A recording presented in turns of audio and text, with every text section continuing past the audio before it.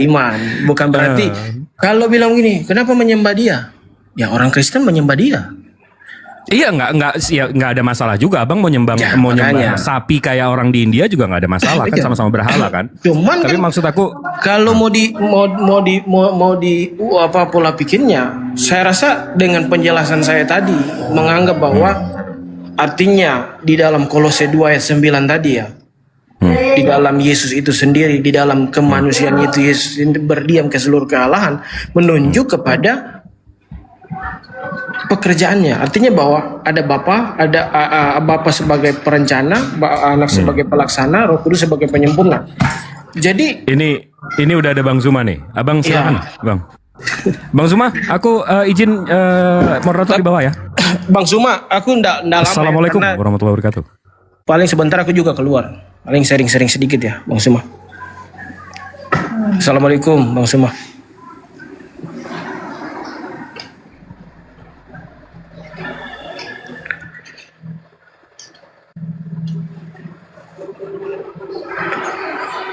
Tidak ada suara keluar, Bang. Oke, sorry. Waalaikum. Ya, makasih Dinda Jibril, Masya Allah. Sudah itu berdoa dari Makassar. Oke. Iya. Bisa kita, ya. Boleh kita masuk ke dalam tema terkait dengan Matius 23. 23:39. Iya. Iya. Tapi Bang Zuma, saya minta maaf sekali. Ya. Paling tidak akan lama, sebentar saja, karena saya ada agenda keluar sebentar. Oke. Oke, nggak apa-apa. Iya, siap. Saya menyelami dua kitab ini, Al-Quran dan juga Bible, terkait dengan Nabi yang datang di tengah kaumnya Bani Israel. Kemudian ada upaya pembunuhan yang terjadi kepada dirinya. Di dalam Al-Quran beliau diangkat ke langit dan belum turun sekalipun.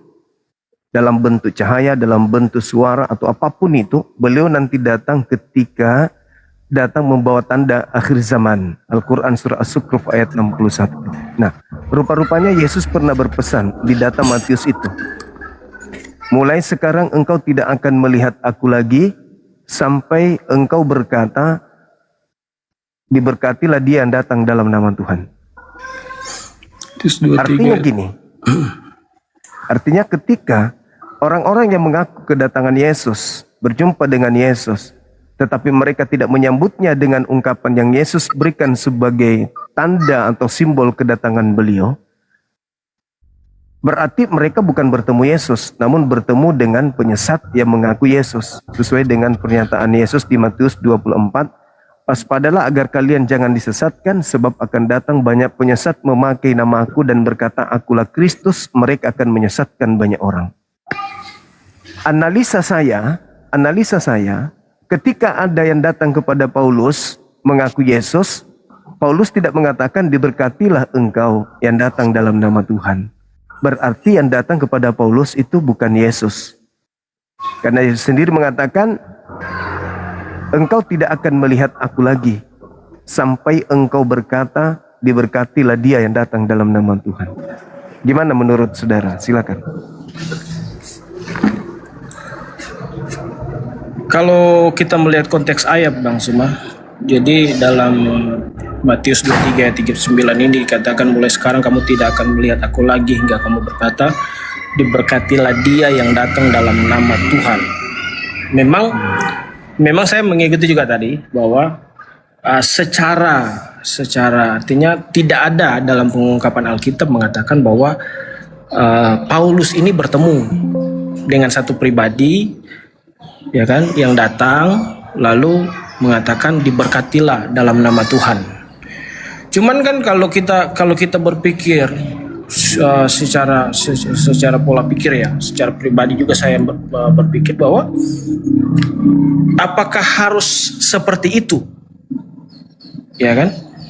Kita memahami bahwa oh ya, Yesus itu dia akan datang dengan menyebut kata seperti itu.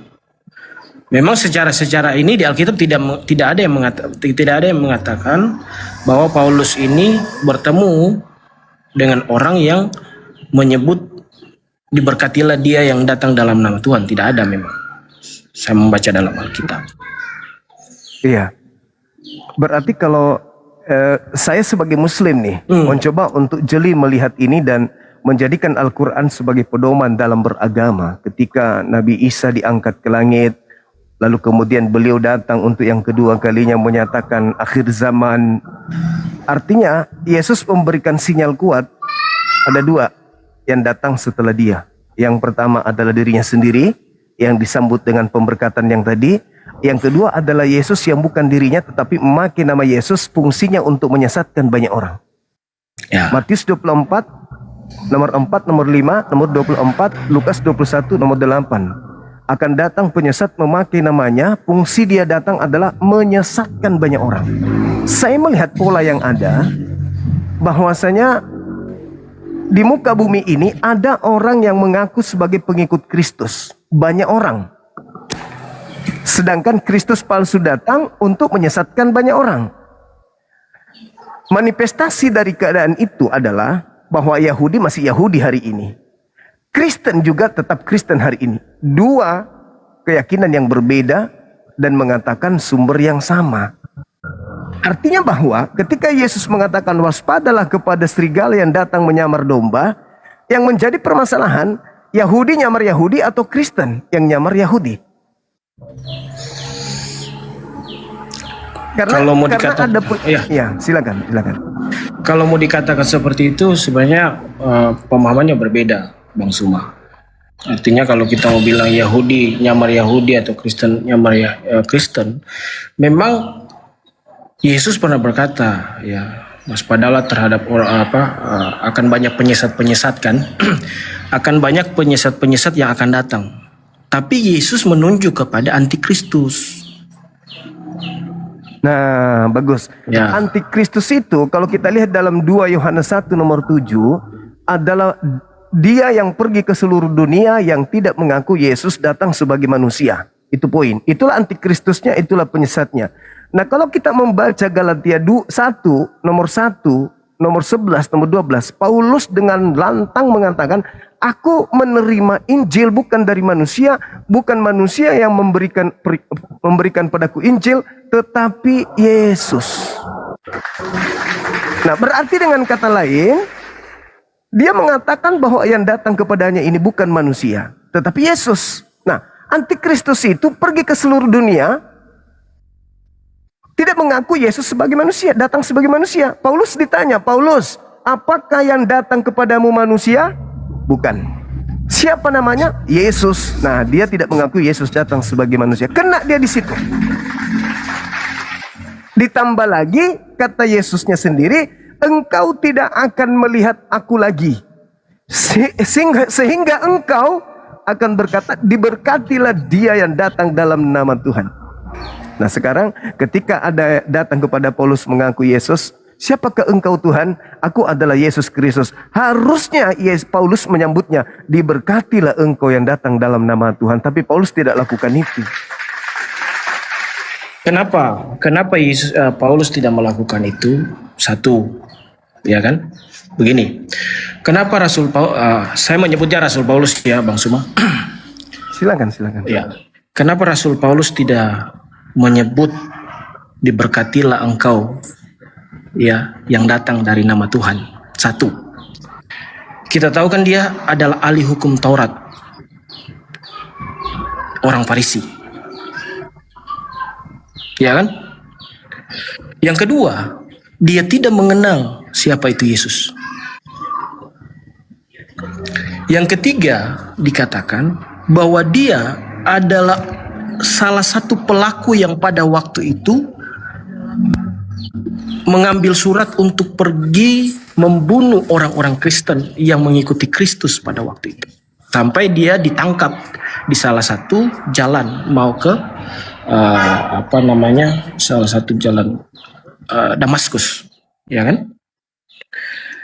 Jadi kalau memahami, kalau Bang Suma nih mau bertanya kepada saya nih, kenapa apakah Yesus yang datang itu, apakah betul-betul Yesus itu yang Tuhan yang harusnya disembah, Yesus itu adalah Tuhan?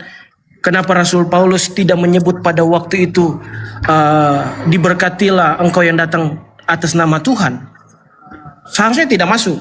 Karena kalau kita lihat dari konteks Paulusnya itu sendiri, sebelum dia jadi pengikut Kristus, begitu Bang Sob. Iya, ada dua hal yang perlu dipahami di sini terkait Paulus. Yang pertama, ketika Yesus berbicara di dalam Lukas 21 nomor 8. Waspadalah kepada penyesat yang datang kepadamu memakai namaku dan berkata, akulah dia. Saatnya sudah dekat, jangan kamu percaya. Nomor 12-nya dikatakan, namun sebelum itu terjadi, terlebih dahulu kamu ditangkap, kamu dianiaya, kamu disesah, kamu dimasukkan ke dalam penjara-penjara dan diperhadapkan kepada raja-raja, imam-imam. Sebelum penyesat itu datang memakai namaku, terlebih dahulu kamu ditangkap, dianiaya, kamu disesah, dimasukkan ke dalam rumah-rumah ibadah dan seterusnya. Berarti jelas sebelum Paulus mengaku didatangi Yesus, terlebih dahulu dia menganiaya muridnya Yesus dulu. Itu satu. Yang kedua, Anda lihat coba di dalam Matius 12, ketika Yesus berbicara tentang tanda-tanda orang-orang jahat, angkatan jahat minta satu tanda bla bla bla, dan tidak akan diberikan satu tanda apapun kepada angkatan jahat, orang jahat selain anak manusia akan keluar dari kubur sama seperti Yunus keluar dari perut ikan. Nah, di data berikutnya 43, di situ Yesus mengatakan bahwa ketika ada iblis, ada orang yang bertobat, iblis roh jahat keluar dari dirinya, roh jahatnya kemudian mencari tempat persinggahan di padang gurun namun tidak menemukan tempat. Akhirnya roh jahat itu kembali kepada orang yang sudah bertobat. Tetapi setelah dia melihat menemukan orang yang bertobat itu, dia keluar kembali dan memanggil 7 roh jahat yang lebih jahat daripada dirinya, masuk kembali ke tubuh orang yang bertobat tadi, sehingga menyebabkan orang yang sudah bertobat tadi jauh lebih jahat dari semula. Artinya Yesus menerangkan semua ini akan ditanggung oleh angkatan jahat ini. Dengan kata lain, ada pada masa Yesus orang ngaku bertobat, tetapi setelah bertobat justru bukannya lebih baik, malah lebih jahat. Nah, sekarang kenapa saya berpikir itu Paulus? Dua indikasi sudah kuat. Kenapa saya mengatakan itu adalah Paulus? Karena seketika Paulus itu membunuh murid Yesus, menganiaya murid Yesus, beliau tidak membatalkan firman Tuhannya. Itu belum apa-apa itu. Masih membunuh, jangan kau membunuh, jangan kau membunuh. Masih itu yang dilanggar. Tetapi setelah dia mengaku bertemu dengan Yesus yang bukan manusia, dia mengatakan hukum Tuhan itu adalah tinja, sampah. Hukum Taurat itu adalah tidak penting. Hukum Taurat itu tidak lagi berlaku. Kalau engkau mengatakan bahwa ada kebenaran di dalam hukum Taurat, maka sia-sialah kematian Yesus. Sia-sialah kebangkitan Yesus. Kau mati di dalam dosamu kalau kau percaya bahwa hukum Taurat itu bisa menyelamatkan. Artinya bahwa dia semakin jahat. Dia semakin jahat. Kenapa dia semakin jahat? Coba Anda baca di dalam 2 Korintus 10 nomor 5, 1 Korintus 1 nomor 19. Paulus kemudian mengatakan, aku patahkan, aku hilangkan, aku lenyapkan kecerdasan berpikir, kemampuan cerdas manusia, aku lenyapkan. Bahkan pengetahuan Tuhan aku tawan untuk menggiring manusia kepada Kristus yang datang kepadaku. Jadi kalau manusia diajarkan mematikan akal untuk menggiring mereka kepada dogma menyembah kepada Kristus yang datang kepadanya, bahkan pengetahuan Tuhan itu ditawan, ini apa namanya? Manusia apa yang, jabatan apa yang layak disandingkan kepada manusia yang pengetahuan Tuhan, firman Tuhannya itu ditawan demi untuk menggiring manusia menuju kepada makhluk yang datang kepadanya untuk disembah. Nah ini makanya saya katakan saudara, kembali kepada pola ini, Matius 23 nomor 39, engkau tidak akan melihat aku lagi hingga engkau berkata diberkatilah dia datang dalam nama Tuhan. Kalau Anda mengatakan Yesus tidak mengenal Paulus, Yesus tidak pernah mengenal Paulus tidak mengenal Yesus, Paulus tidak ini dan seterusnya. Justru karena itulah kita orang yang belakangan ini membaca bahwa yang datang kepada Paulus itu bukanlah Yesus anak manusia. Silakan. Saya menjawab. Dalam konteks ini, yang pertama, saya membaginya juga dari beberapa hal yang Abang Suma sampaikan. Satu, dalam ajaran Bible, setiap kalau Yesus bilang hindarilah penyesat-penyesat, ya kan? Yang akan datang. Penyesat-penyesat yang akan datang. Artinya begini. Kalau Yesus menyampaikan hal itu pada waktu itu, artinya begini, bahwa pada zaman itu pun kita akan melihat konteks, bukan hanya satu orang atau dua orang. Ada ajaran-ajaran yang memang tidak sesuai dengan apa yang Yesus ajarkan. Sedangkan Yesus datang dikatakan dia adalah pemberita Injil. Injil itu adalah kabar baik, ya kan? Injil itu adalah kabar baik. Jadi kalau masuk kepada ranah, ya kan, di mana Paulus mengajar dan mungkin bukan pengajaran yang Yesusnya, artinya konteks dari Matius 23 ayat 39 tadi, ya kan? Apakah Paulus mengajarkan Yesus yang sama atau tidak? Saya mau katakan, dalam Bible, dalam ajaran Kristen, kalau itu datang dan itu kebenaran, artinya begini. Misalnya saya nih, ya Bang Suma ya, saya datang sama Bang Suma. Saya mengajar sesuatu yang tidak sesuai. Misalnya, nanti kita mencuri lah di sana ya. Atau kita inilah. Itu kan bukan suatu dasar kebenaran, Pak. Ya kan? Sedangkan kalau dalam konteks kebenaran, kalau yang datang itu mengajar kebenaran, misalnya yang datang mengaku Yesus datang kepada Paulus dan mengajarkan kebenaran, mengajarkan sesuatu yang baik, apakah kita akan mengatakan Yesus yang salah? Tidak mungkin. Oke. Ya. Kalau misalnya Yesus yang datang pada Paulus pada waktu itu, ya kan, tidak membutakan matanya, lalu dia bilang pergi, bunuh saja, ya kan, bunuh saja. Tidak ada halangan-halangan, walaupun konteks Alkitab mungkin pada waktu itu rencana Tuhan itu berjalan seperti itu. Saya bisa meyakinkan bahwa itu Yesus yang salah. Karena Yesus yang salah, dia adalah pemberita Injil, pembawa kabar baik, dan tidak mengajarkan sesuatu yang salah. Dan itu pun diajarkan oleh Rasul Paulus sampai terciptanya satu bagian, yaitu disebut Kristen. Begitu Bang Suma. Oke, baik. Jadi yang pertama yang harus dipahami di sini, utamanya teman-teman yang di dalam melakukan pendalaman tentang kajian-kajian kristenisasi atau kristologi, termasuk juga islamologi. Kita harus mendudukkan perkara. Kerangka berpikirnya jelas.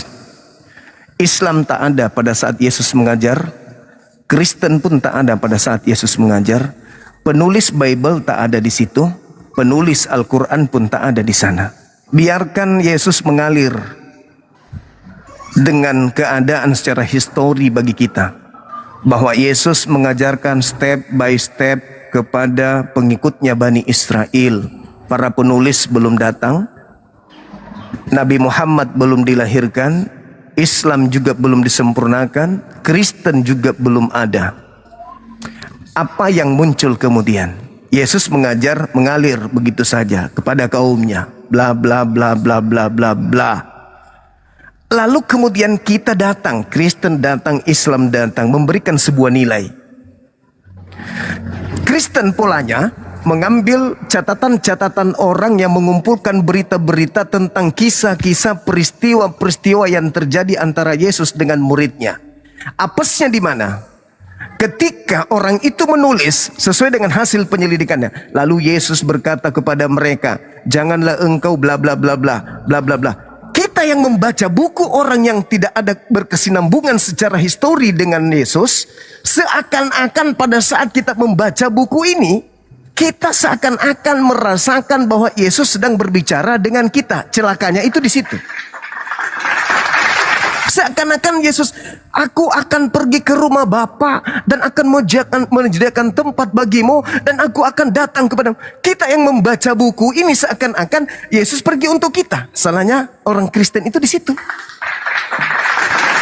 Nah, Lalu kemudian dibalik daripada itu semua, ketika Paulus mengajarkan sesuatu yang nyata-nyata bertentangan dengan ajaran Yesus, saudara Kristen tidak bisa membentangkan benang merah pemisah antara Yesus dengan muridnya, Paulus dengan pengikutnya.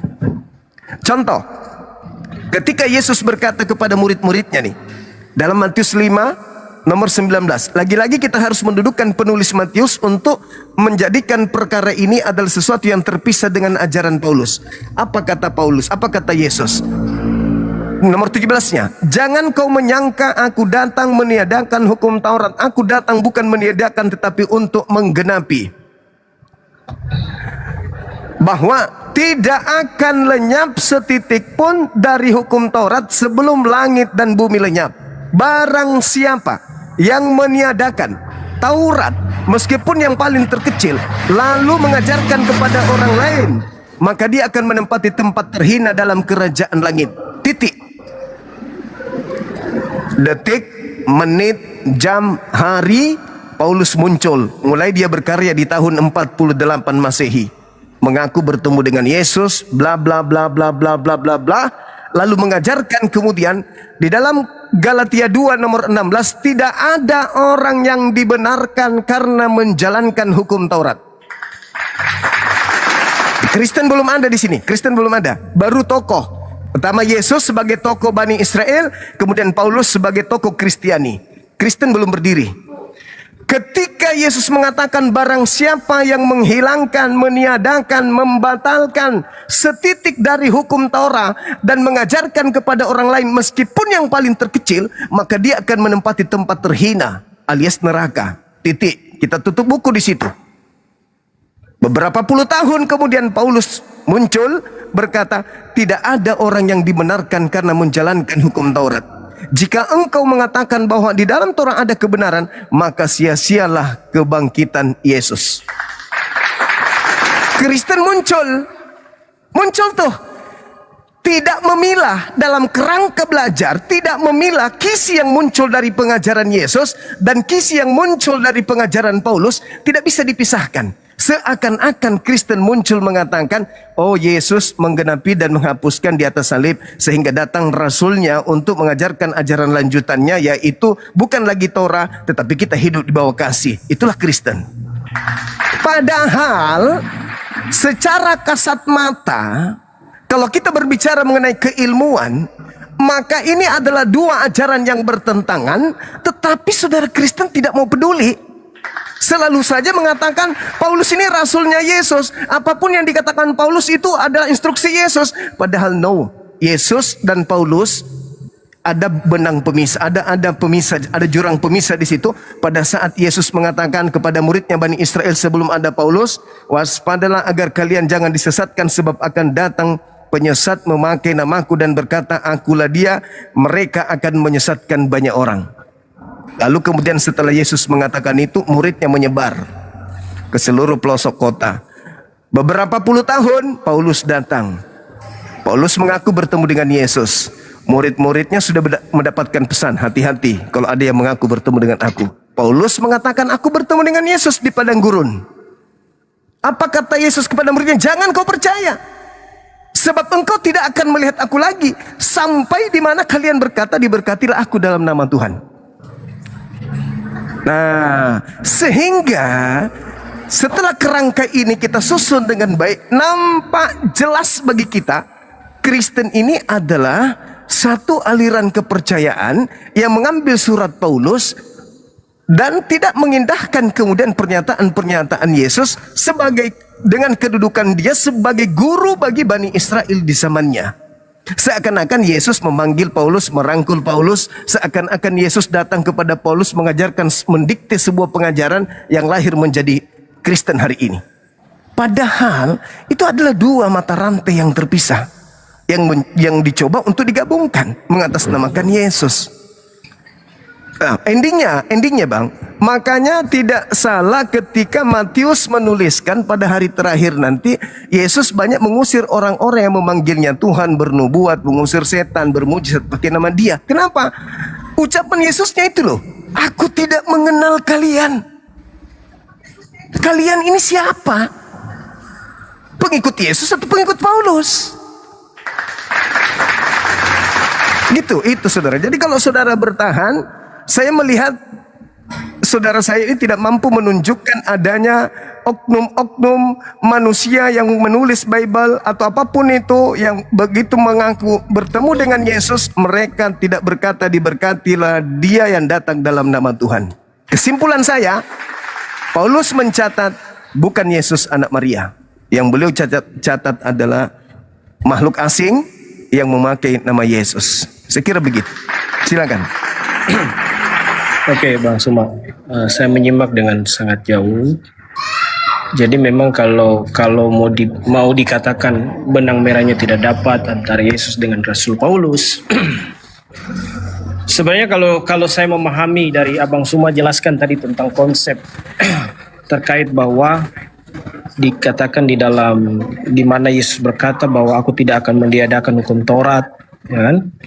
Sekecil apapun. Jadi kalau mau dipikir kalau dalam memahami Bible, sebenarnya begini Pak. Kalau kita mengatakan bahwa Yesus mengatakan pada waktu itu tidak akan ditiadakan, ini bicarakan nubuatan. Ini bicara nubuatan. Kenapa? Karena memang dari rencana Allah, mulai dari kejatuhan manusia sampai Yesus harus mati di atas kayu salib, pemberlakuan hukum Taurat itu berjalan sampai pada satu titik di mana Yesus mengungkapkan hal itu. Setiap hal yang terjadi, mulai daripada dia lahir sampai di mana dia harus mati di atas kayu salib, itu dinubuatkan. Di dalam perjanjian lama dinubuatkan. Jadi kalau kita mau lihat benang merahnya tidak dapat nih. Kalau Yesus dengan Rasul Paulus, pengajarannya beda. Di dalam 2 Timotius 3 ayat 16 dikatakan di sana bahwa segala sesuatu itu diilhamkan oleh Allah untuk menyatakan kesalahan, membawa orang kepada kebenaran.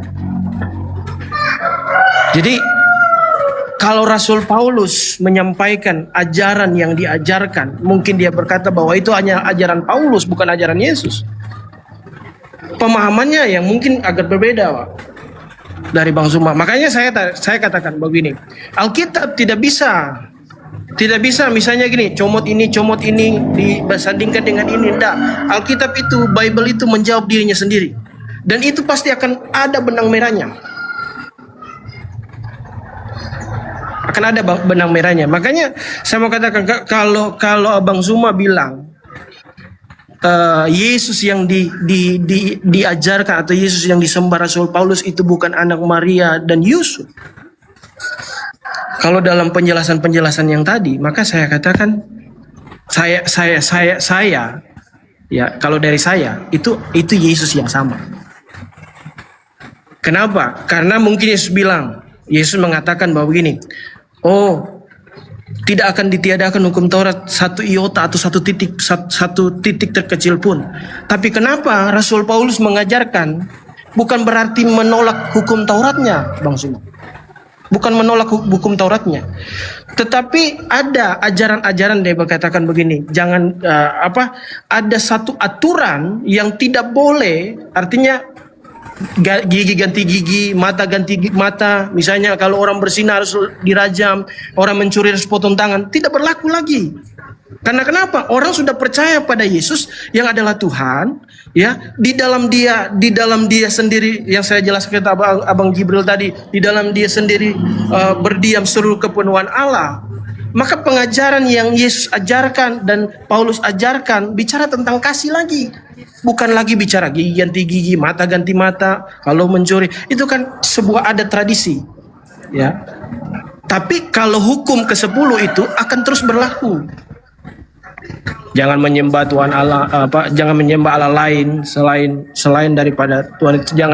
Jangan berzina, jangan mencuri. 10 hukum itu akan berjalan. Jadi yang Yesus sampaikan pada waktu itu bukan aturan-aturan yang dibuat oleh waktu itu di zaman Israel. Nabi Musa membuatkan aturan-aturan begitu banyak, tetapi hukum ke-10 itulah yang dimaksud Yesus itu jangan satu titik atau satu iota pun ya ditiadakan. Kalau saya mempelajari dari hukum ke-10 itu yang harus ditiadakan. Tapi kalau hukum ada kan hukum lahiriah, ya kan? Ada kan hukum yang betul-betul yang artinya kalau dilihat dari sejarah ya. Jadi Rasul Paulus itu tidak menentang bahwa jangan kamu lakukan hukum Taurat, tidak. Tetapi cara penekanan daripada apa yang diajarkan dalam hukum Taurat itu, makanya dia katakan gigi ganti gigi, mata ganti mata, itu sudah tidak berlaku lagi. Orang sudah bebas. Orang Kristen, bang, sorry, nada tinggi. Nah, sorry. Ya. Jadi begini Bang Suma, pada waktu Israel ketika mau masuk ke dalam kemah suci, ya kan, mereka tidak bisa, mereka hanya di depan pelataran. Mereka harus mempersembahkan korban, lalu ini tidak masuk ke dalam ruang kudus dan ruang maha kudus. Karena apa? Itu pemberlakuan untuk imam. Tetapi pada waktu Yesus disalib, kan semuanya selesai. Dia katakan di atas kayu salib selesai. Maka tirai terbelah dua di bait Allah itu menandakan begini, bahwa ada satu kebebasan. Orang Kristen tidak lagi harus datang bawa kambing domba, ya kan? Orang Kristen tidak harus datang lagi untuk memercikan darah di tabut perjanjian. Tidak ada lagi. Karena apa? Ada satu Tuhan. Jadi kalau saya mau katakan, kalau Bang Suma mengatakan tidak dapat benang merahnya, bahwa mengatakan bahwa Yesus yang disembah Paulus berbeda dengan Yesus yang anak Maria dan Yusuf, saya katakan itu sama. Kenapa? Karena dari pernyataan Alkitab, Bible, kalau Bang Suma mengait-ngaitkan, misalnya dari hal ini sampai ke sini, bukan berarti hal itu salah sebenarnya. Karena apa? Di dalam Ibrani pun dikatakan, saya lupa ayatnya, hukum Taurat itu adalah bayang-bayang akan kedatangan Yesus. Ya. Adalah bayang-bayang. Hukum Taurat itu adalah bayang-bayang daripada Dia yang akan datang, yang akan menyelamatkan umat manusia. Makanya di dalam Filipi 2 ayat yang 7 dikatakan Allah itu mengosongkan dirinya menjadi sama seperti manusia dan mati di atas kayu salib. Itulah. Dialah hukum Taurat itu sendiri sebenarnya. Yesus itulah hukum Taurat itu sendiri. Hukum Allah itu sendiri. Makanya kalau konteks yang saya katakan tadi, kalau yang datang pada Paulus itu mengajarkan sesuatu yang salah, saya juga pasti tidak akan percaya, Bang Suma. Tapi kan dia datang mengajarkan sebuah ajaran kasih. Makanya Kristen kan dia kenal dengan ajaran kasih, ya kan? Seperti itu Bang Suma. Oke, saya ingin membuktikan secara sederhana, gamblang, luas, dan bisa dipahami oleh semua kalangan, bahwa yang datang kepada Paulus itu bukan Yesus. Coba bantu saya untuk membuktikan pernyataan saya yang terakhir tadi, bahwa saya akan membuktikan dengan sederhana Paulus dan Yesus itu tak ada hubungannya, Kristen dengan Yesus itu tak ada hubungannya. Saudaraku, sebelum Paulus mengajarkan tentang pembatalan hukum Taurat, apakah hukum Taurat itu memang berlaku untuk orang-orang di luar Yahudi? Kalau dalam ajaran Kristen, ketika dia sudah percaya kepada Yesus itu akan berlaku. Tapi dalam hukum ke-10, bukan berarti ajaran-ajaran, artinya enggak, dalam peraturan-peraturan Yahudi kan berbeda. Ya, inilah bukti bahwa kalian ini bukanlah kedatangan Yesus yang asli. Itu buktinya. Sederhana bukan? Kalian harus mendompleng 10 hukumnya orang Yahudi. Sementara dari sejak Yesus masih hidup, masih ada di bumi, Musa ada di bumi, kitab Tanakh itu tidak ada hubungannya dengan bangsa non-Yahudi. Lalu apa hubungannya Yesus harus mati? Yesus harus bla bla bla bla bla untuk membebaskan orang-orang di luar Yahudi dari hukum Taurat. Memang Taurat itu sejak kapan berlaku untuk orang Kristen? Memang. Sejak kapan? Iya. Jadi begini. Sejak kapan? Coba, sejak kapan hukum Taurat itu berlaku untuk non-Yahudi? Sejak dia percaya kepada Yesus. Gimana ceritanya? Bagaimana dasar pijakannya? Coba. Begini Pak, begini Bang Suma. Kita ini kan memang bukan keturunan asli ya. Nah, Bukan ini, keturunan asli. inilah bukti. Tapi ketika Yesus mati di atas kayu salib, ya kan? Disebutkan kita ini adalah orang-orang yang memiliki hak waris atau Israel rohani. Begitu. Inilah yang jadi masalah. Klaim sepihak. Kalau hari ini Kristen makan babi, Kristen makan apapun, Kristen tidak menyembah siapapun, apakah Kristen dianggap melanggar Taurat? Tidak. Kenapa? Karena Taurat itu tidak berlaku bagi orang Kristen. Hukum Taurat yang datang kepada Bani Israel ya untuk mengikat Bani Israel. Lalu kenapa ada yang mati untuk menebus orang non-Yahudi dari hukum Taurat? Nyambungnya di mana? Kristus telah menebus kita dari kutuk hukum Taurat dengan jalan menjadi kutuk karena kita, sebab ada tertulis, terkutuklah orang yang mati di atas tiang salib. Lah, Yesus ngapain mati untuk kita? Oh, supaya dia membebaskan kita dari Taurat. Memang sejak kapan Taurat itu berlaku untuk kita? Orang Kristen mau makan babi, apakah terhitung dosa? Tidak. Orang Kristen mau menyembah Yesus, apakah terhitung dosa? Tidak. Orang Kristen mau masuk ke gereja hari Minggu, hari Senin, Selasa, dan seterusnya berdosa? Tidak. Apakah kemudian Kristen ketika tidak bersunat dihitung dosa? Tidak juga. Kenapa? Karena hukum Taurat itu bukan untuk orang Kristen. Yang dihitung berdosa adalah dia kepada siapa hukum itu diberikan. Orang Kristen mau hidup seperti apapun, tidak ada nabi yang diutus kepada Kristen. Tidak ada aturan dari Elohim pencipta langit dan bumi yang ditujukan kepada Kristen, itu nggak ada. Jadi, ketika Paulus mengajar, Kristus telah menebus kita dari hukum Taurat. Memang sejak kapan kita terbelenggu Taurat? Jadi begini Bang Tidak Suma. ada. Ya, Begini, silakan. Bang Suma. Kalau mau memahami seperti itu begini. Artinya kenapa sampai Kristen itu disebut Israel rohani? Karena dasar daripada Alkitab atau Bible di dalam Efesus 2 ayat 8 mengatakan Paulus. oleh karena kasih karunia. Paulus. Inilah biang keroknya itu. Makanya kenapa saya katakan, kalau dari awal saya katakan ajaran Paulus itu sesuatu yang salah, saya sendiri pun saya tidak akan mengikuti. Nah, sekarang ada apa Paulus mengikat orang non-Yahudi dengan Taurat? Di mana nyambungnya coba? Taurat itu mengikat Bani Israel. Kenapa Paulus menjual Taurat kepada non-Israel? Nyambungnya di mana? Contoh. Begini. Sabar. Begini. Efesus 2:15. Dengan matinya Yesus di atas tiang salib, Yesus telah membatalkan hukum Taurat beserta segala ketetapan perintah yang ada dalamnya.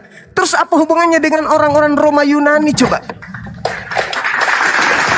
Taurat masih berlaku sampai hari ini, hubungannya dengan orang Roma Yunani apa? Apa efeknya? Toh hukum-hukum yang ada di dalam kitabnya orang Yahudi bukan mengikat orang Roma Yunani. Apa hubungannya? Hukum-hukum yang ada dalam Taurat tidak mengikat kita orang yang ada di Indonesia. Mau tetap berjalan hukum Taurat sampai langit runtuh pun tak ngepek dengan kita orang Indonesia. Karena hukum yang datang kepada mereka itu bukan untuk kita. Yeremia 31:33. Aku akan mengadakan perjanjian baru dengan Bani Israel dan Bani Yehuda, yaitu aku akan memasukkan hukum Taurat ke dalam batin setiap Bani Israel. Mazmur 147, 19-20. Hukum-hukumku yang datang kepada Yakub, aturanku yang kuberikan kepada Israel, tidak aku berikan kepada bangsa lain. Jadi ngapain Paulus ini sibuk? Ngapain Paulus ini sibuk menjual Yesus kepada orang-orang di luar Yahudi? Mereka mau makan babi atau tidak makan babi, mereka mau sunat atau tidak sunat, mau sabat atau tidak sabat, apa hubungannya dengan Taurat? Makanya begini Bang Semar. Saya mengerti, tapi konteksnya begini Pak. Yang dipercaya dulu. Saya Kristen. Ya kan? Saya Kristen. Saya mempercayai Tuhan saya Yesus. Ya kan? Bible. Kalau misalnya Abang Suma bilang ngapain apa urusan daerah Indonesia, oke, nggak masalah. Tapi kan ini bicara tentang siapa yang Kristen. Anda yang Kristen. Cocok.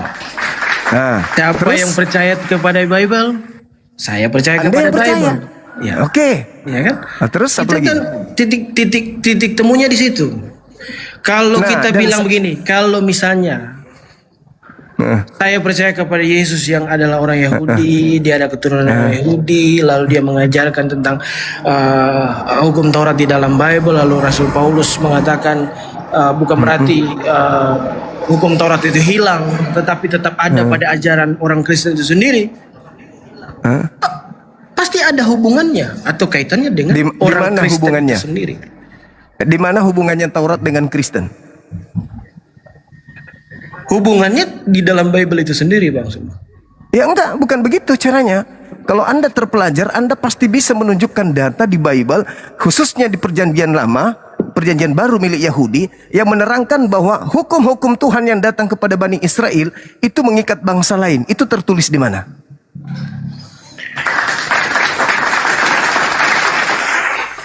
Sebentar, saya cari dulu. Silakan.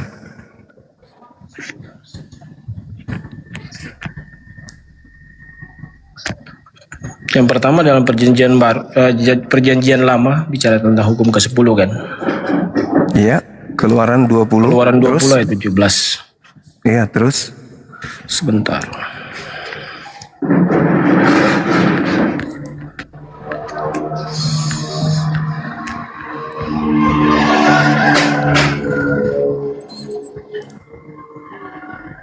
Sebentar, mana titik ini?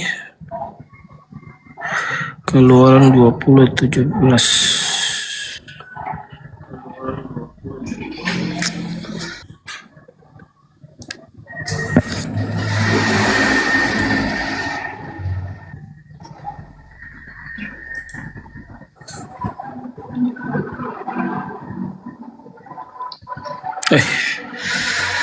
Salah lagi. 20 ayat 17. Ini kan bicara tentang hukum ke-10, ya kan? Iya. Dan sampai kepada Yesus, sampai kepada Rasul Paulus, hukum ke-10 ini kan tidak hilang. Iya, apa hubungannya hukum ke-10 dengan kita orang Indonesia? Orang Kristen, Bang. Orang Indonesia Iya, kan dengan orang mencampur. Kristen, orang dengan apa hubungannya coba? Di mana benang merahnya di mana? Coba Anda baca di ulangan 5, ulangan 33. Hukum yang datang kepada Musa mengikat adalah sebuah milik hak kepunyaan Bani Yakub. Hukum-hukum yang datang kepada Musa mengikat Bani Israel saja. Terus kita ini yang bukan Bani Israel, Kristen ini bukan Bani Israel, kenapa harus masuk ke dalam agamanya orang? Siapa pelaku yang menyeret orang-orang di luar Yahudi masuk ke situ? Siapa pelaku?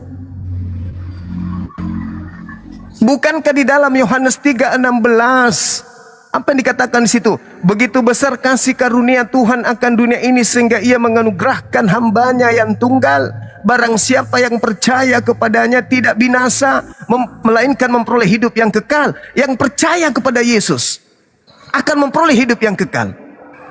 Nah sekarang ketika ada orang yang mengatakan di dalam catatannya, khususnya Bible, kitab kanon, mengatakan dalam Yohanes 11 misalnya, banyak orang yang percaya kepada Yesus pada saat mereka melawat kemudian Maria.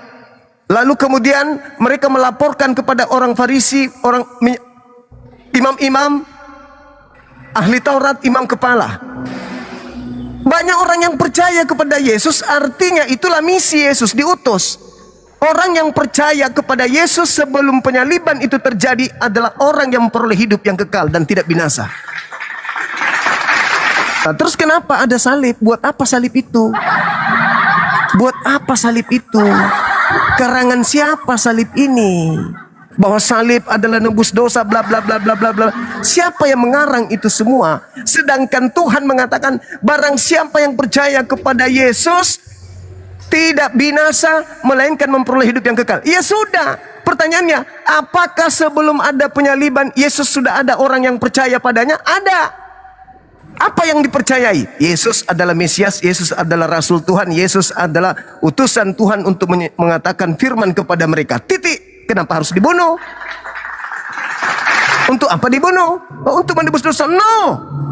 Kita percaya kepada Yesus, dia adalah utusan Tuhan untuk kaumnya Bani Israel. Kita sudah memperoleh hidup yang kekal. Selesai. Kenapa harus ada embel-embel Paulus? Dosa kita ditebus dengan darah Yesus. Hukum Tuhan sudah dihapuskan dengan matinya Yesus. Kita bukan lagi hamba Tuhan. Kita ini adalah anak-anak Tuhan, pewaris. Ngapain ada yang kayak gitu? Ngapain? Ngapain harus ada tambah-tambahan kayak gitu? Ngapain? Sementara cukup Yesus dipercaya sebagai rasul utusan Tuhan, orang itu sudah memperoleh hidup yang kekal. Yesus mengatakan, Yohanes 17 nomor 3. Apa katanya? Hidup kekal itu adalah mereka mengenal Engkau satu-satunya Tuhan yang benar dan mengenal Yesus Kristus yang Engkau utus. Cukup mengenal Yesus sebagai rasul untuk Bani Israel, manusia di bumi ini, Islam, Kristen, ateis, Hindu, Buddha, apapun agamanya. Jika sudah percaya Yesus hanya utusan Tuhan bagi kaum Bani Israel, maka memperoleh hidup yang kekal. Titik. Gak perlu ada sandiwara salib, dosa ditebus, Taurat sudah dibatalkan, bla bla bla. Itu sandiwara yang didatangkan oleh makhluk asing yang mengatasnamakan Yesus, padahal bukan Yesus. Begitu saudaraku, silakan. Ya, terima kasih Bang Suma. Kalau misalnya kita katakan bahwa kenapa harus ada salib, kenapa harus menebus dosa? Karena pada dasarnya memang manusia ini berdosa, ya kan? Kata siapa? Paulus. Paulus lagi. Tidak. Paulus. Kalau dalam perjanjian lama pun dikatakan. Tidak ada. Tidak ada. Tunjukkan saya dalilnya. Tidak ada, saudaraku. Adam dan Hawa jatuh dalam dosa. Pada saat Adam jatuh di dalam dosa, apakah dia dikutuk? Baca Ibrani, memang baca tidak. Kejadian 5. Tidak dikutuk. Tidak dikutuk. Kejadian 5 nomor 2 Anda baca. Kejadian 1 nomor 28. Adam, Hawa, anak-anaknya laki perempuan diberkati olehku. Cocok. Diberkati. Terus mana dosanya? Manusia tidak terkutuk. Dosanya yang terkutuk. Terus mana dosa Adam? Makanya dosa begini. Adam? Kalau mau bilang dosa Adam, harusnya mereka tidak masuk ke dalam sebuah kematian. Lah, upah dosa adalah maut. Bible itu mengatakan kata upah Paulus dosa lagi adalah maut. Kata Paulus lagi tuh. Mengatakan. Iya, kata Paulus lagi itu. Lagi-lagi Paulus. Maut. Nah, sekarang begini. Begini saudara, begini. Makanya begini saya bilang Bang Suma. Kalau Bang Suma misalnya mempelajari, makanya orang kalau mempelajari Bible, oke lah, nggak masalah. Kalau dia belajar ayat ini dengan nggak masalah. Karena tanpa ada meyakini satu, misalnya saya meyakini Al-Quran, oke, saya akan tahu makna dan pemahamannya. Tapi kan sebaliknya demikian. Alur ceritanya dengan apanya, maknanya kan tidak akan ketemu Bang Suma. Makanya maksudnya kalau Anda lebih tahu Bible dari saya gitu maksudnya. Bukan, Anda yang punya saya bukan lebih tahu Bible. Saya juga masih banyak belajar, saya mengakui. Cuman begini, Bang. Pemahaman memaknai Bible itu seperti apa? Kalau Bang Suma hanya bilang, oh ayat ini, masalah. Tapi kan ada jalur alurnya. Masuk ke doktrin, harus ke doktrin gitu maksudnya. Harus ke doktrin. Ini.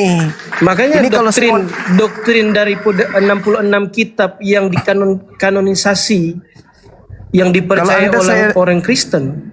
Kalau saya doktrin Anda ini pisang gimana? Kalau orang itu mempercayai tidak masalah.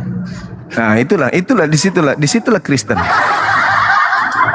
Itulah. Jadi memang nggak layak kita didiskusikan secara ilmiah.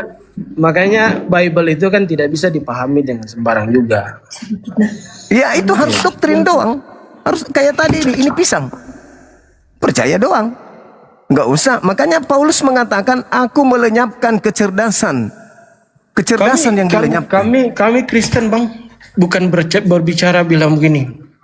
Oh, kita percaya doang. Enggak. Bukan hanya iman saja.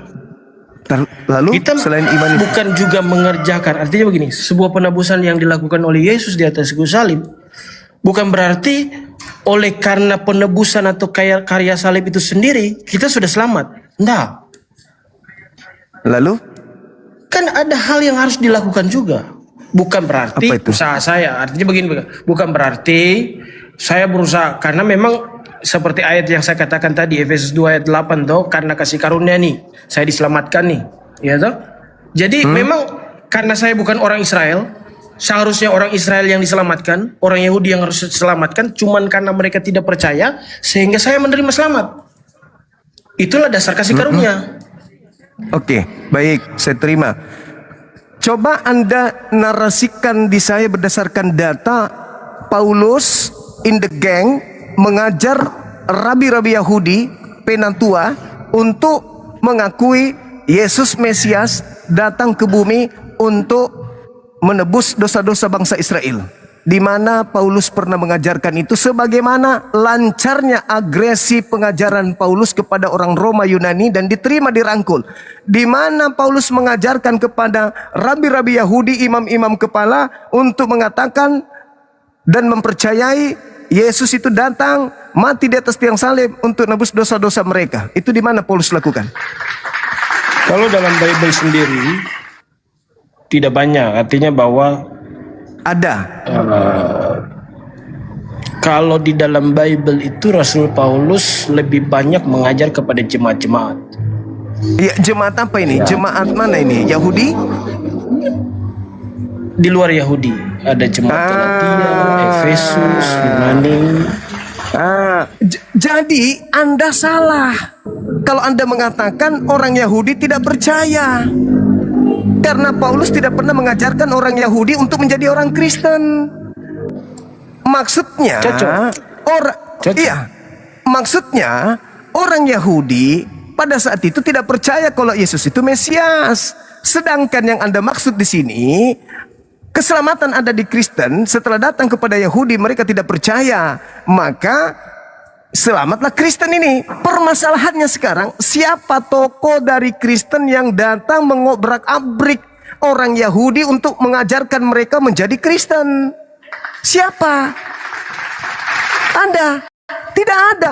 Paulus malah mengatakan Galatia 1 nomor 15, aku diutus untuk orang-orang non-Yahudi. Betul. Galatia 2 nomor 8, aku diutus untuk orang-orang yang tidak bersunat. Kenapa Paulus tidak mengajarkan agama Kristen kepada orang Yahudi? Rabi-rabi Yahudi, kenapa? Apa alasannya? Satu dasarnya karena mereka tidak percaya bahwa Yesus itu adalah Tuhan. Bukan tidak percaya, karena manusia turun ke bumi, Tuhan turun ke bumi menjadi manusia, Tuhan untuk menjadi manusia, itu tidak akan mungkin masuk dalam konsep orang Yahudi.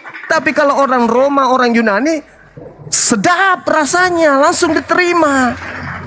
Makanya jangankan mengajar orang Yahudi menjadi Kristen, Anda baca Kisah Para Rasul 21 nomor 15 sampai nomor 26, Paulus setelah mengajarkan agama Kristen kembali ke Yerusalem, justru dia bertaubat dari agama Kristen. Baca itu dalil. Ketika dia setelah datang keliling sampai ke Kiliki, sampai ke Roma, mengajar kemudian orang-orang di sana untuk menjadi Kristen, begitu kembali ke tempat dia di Yerusalem, dia bertobat, meninggalkan agama yang mengajarkan makan segala sesuatunya, meninggalkan ajaran yang tidak bersunat itu. Bertaubat dia bertobat, dia mentahirkan diri dan mempersembahkan persembahan di bait suci. Berarti Paulus bertobat dari mengajarkan agama Kristen. Itu satu. Yang kedua, mungkin setelah ini adik ini bisa baca, saudara bisa baca di dalam Roma 7. Anda baca di Roma 7 di situ datanya sampai nomor 48, bagaimana Paulus mengatakan bahwa di dalam tubuh Paulus itu ada dua yang bekerja. Di dalam tubuhnya. Yang pertama adalah akal, firman Tuhan. Yang kedua adalah kuasa dosa. Jadi kuasa Tuhan dan kuasa dosa bekerja di dalam diri Paulus. Dan yang menguasai sehingga Paulus bekerja menjadi rasul bukan hukum Tuhan, tetapi hukum dosa. Jadi hukum dosa lah yang membuat Paulus mendirikan sekte yang disebut Nasorios. Coba saudara habis ini baca Roma 7. Paulus mengatakan bahwa apa yang dilakukan oleh tubuhku adalah perbuatan-perbuatan yang aku tidak sukai, yaitu perbuatan jahat. Tetapi aku tak berkuasa untuk menahan diriku melakukan hukum-hukum tersebut. Maka yang aku lakukan adalah perbuatan-perbuatan tubuh, di mana perbuatan tubuh itu adalah perbuatan hukum dosa. Makanya perbuatan tubuh semua boleh dimakan, semua boleh diminum, apapun itu jangan lagi tunduk kepada hukum Tuhan. Kita bukan lagi, itu perbuatan-perbuatan tubuh. Tetapi menurut akalnya, apa yang sedang dilakukan itu adalah salah.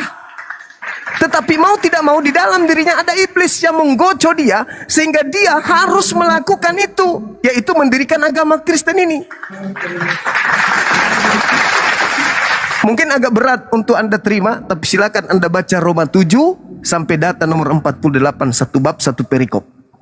Di situ Anda akan melihat dari mana Kristen ini bertumbuh.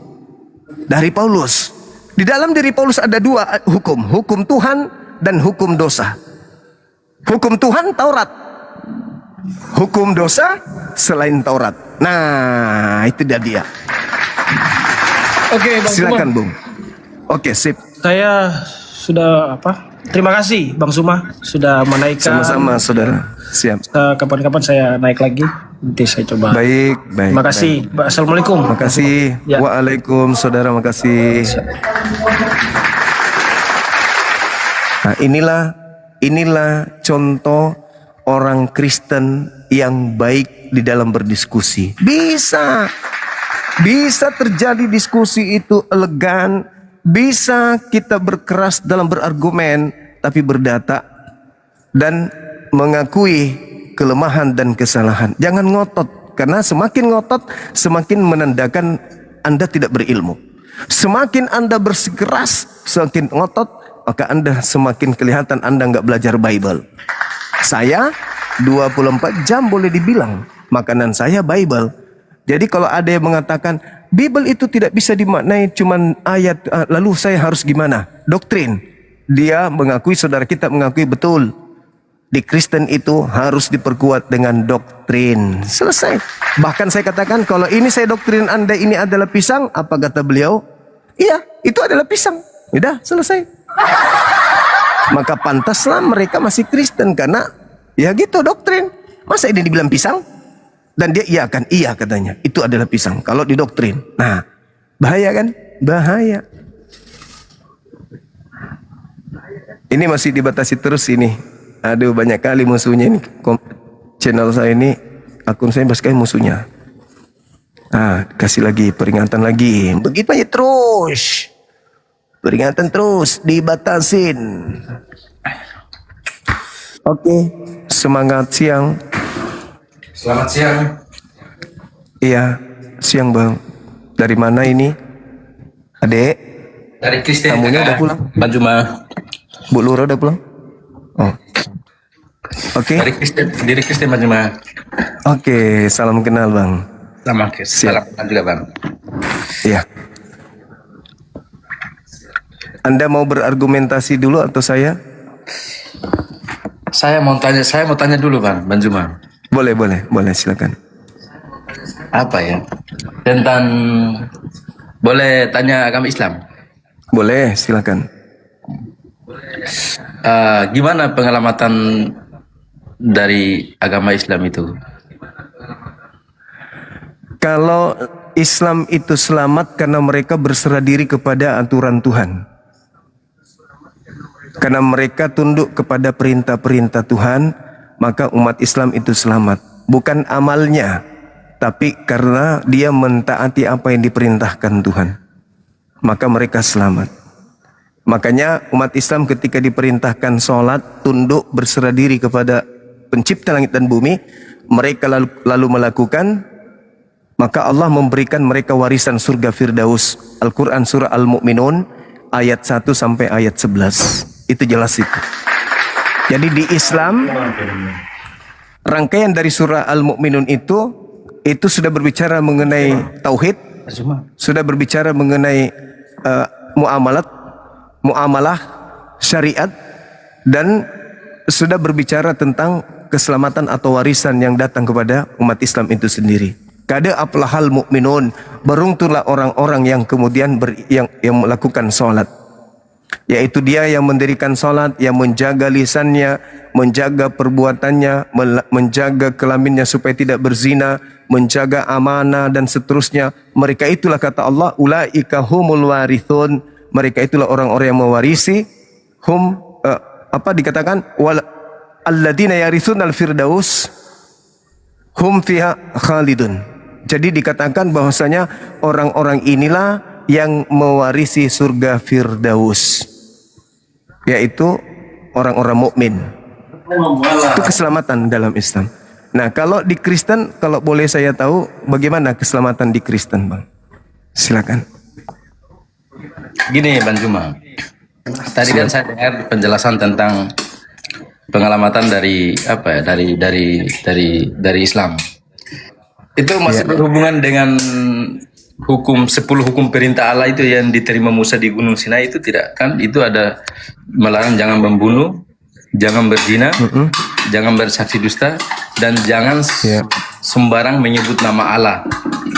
Itu hukum 10 hukum perintah Allah yang diterima Musa di Gunung Sinai itu. Tapi mohon maaf ya, saya lihat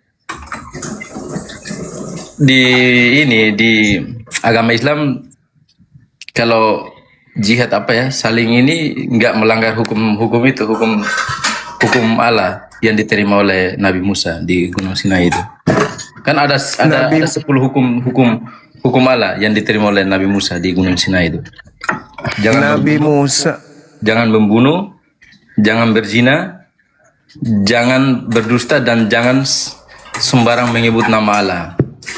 Oke. Iya, Nabi Musa menerima hukum untuk kaumnya Bani Israel, bukan untuk bangsa lain. Itu dulu yang harus dipahami. Kecuali Anda tidak bisa sampai di sana, pemahamannya itu bahaya itu. Nah, kalau kemudian Anda berdasar terhadap hukum Musa, itu hanya mengikat kaumnya Bani Israel. Nah, kita berbicara mengenai hukum itu. Lalu bagaimana kedudukan hukum Musa ketika ada perintah jangan membunuh?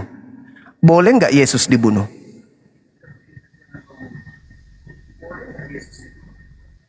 Termute, Bang. Termute.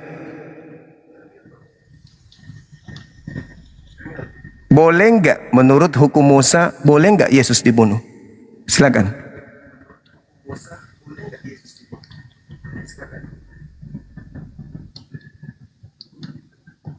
Ayo Bang. Silakan. Sebelumnya mohon maaf ya Bang, saya orang awam tidak begitu. Oh, awam, iya. Ya, kita biar tahu belajar tentang itu ya. Tapi sesuai dengan ajaran Kristen ya, pengelamatan itu dari dari Tuhan Yesus Kristus. Berarti keselamatan Kristen dari pelanggaran Taurat gitu.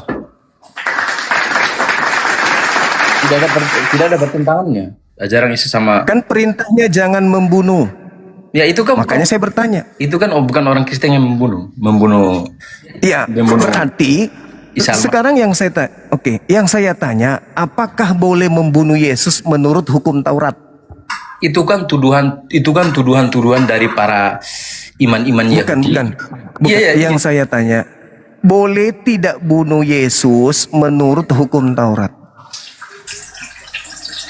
Boleh atau tidak boleh? Ya itu sebenarnya kan di orang Yahudi kan kalau udah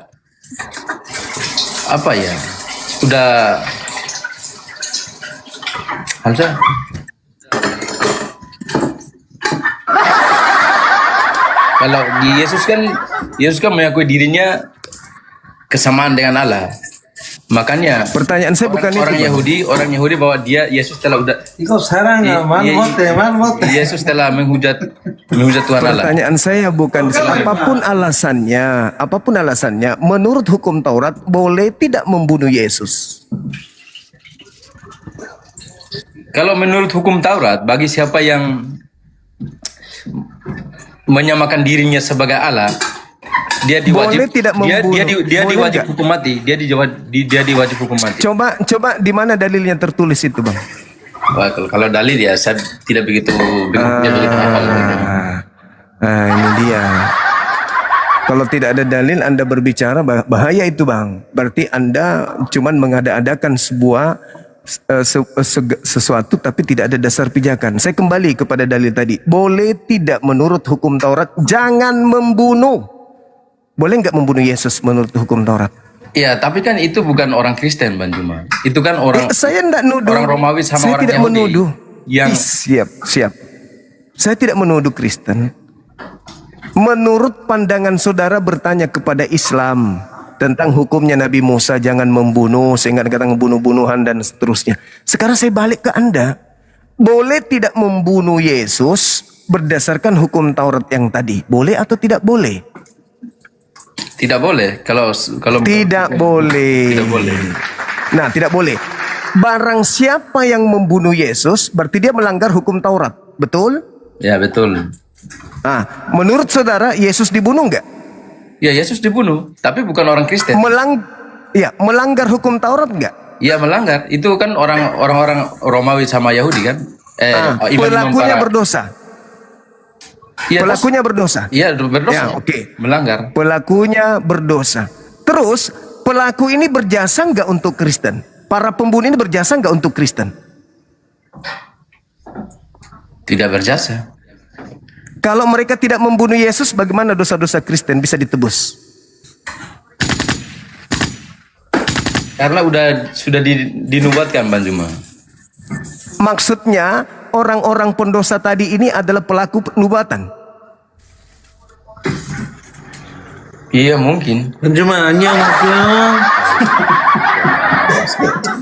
Sistemnya. Jarjineo. Kalau Anda nggak apa-apa. Kalau Anda mengatakan mungkin, berarti nubuatannya jelas menyatakan bahwa para pembunuh Yesus itu adalah pelaku firman, betul? Tidak begitu juga, Bang Juma. Tapi tadi dinubuatkan katanya. Iya, kalau kita baca. Berarti pelaku firman, kawan. Mungkin itu apa ya? Perencanaan Allah ya, lu sekali. Nah, berarti Tuhan sudah merencanakan melibatkan orang-orang ini membunuh Yesus, betul? Kita bosok-bosok ini, ha? Iya kan? Coba turun dulu ya, kita makan dulu ya. Iya, silakan.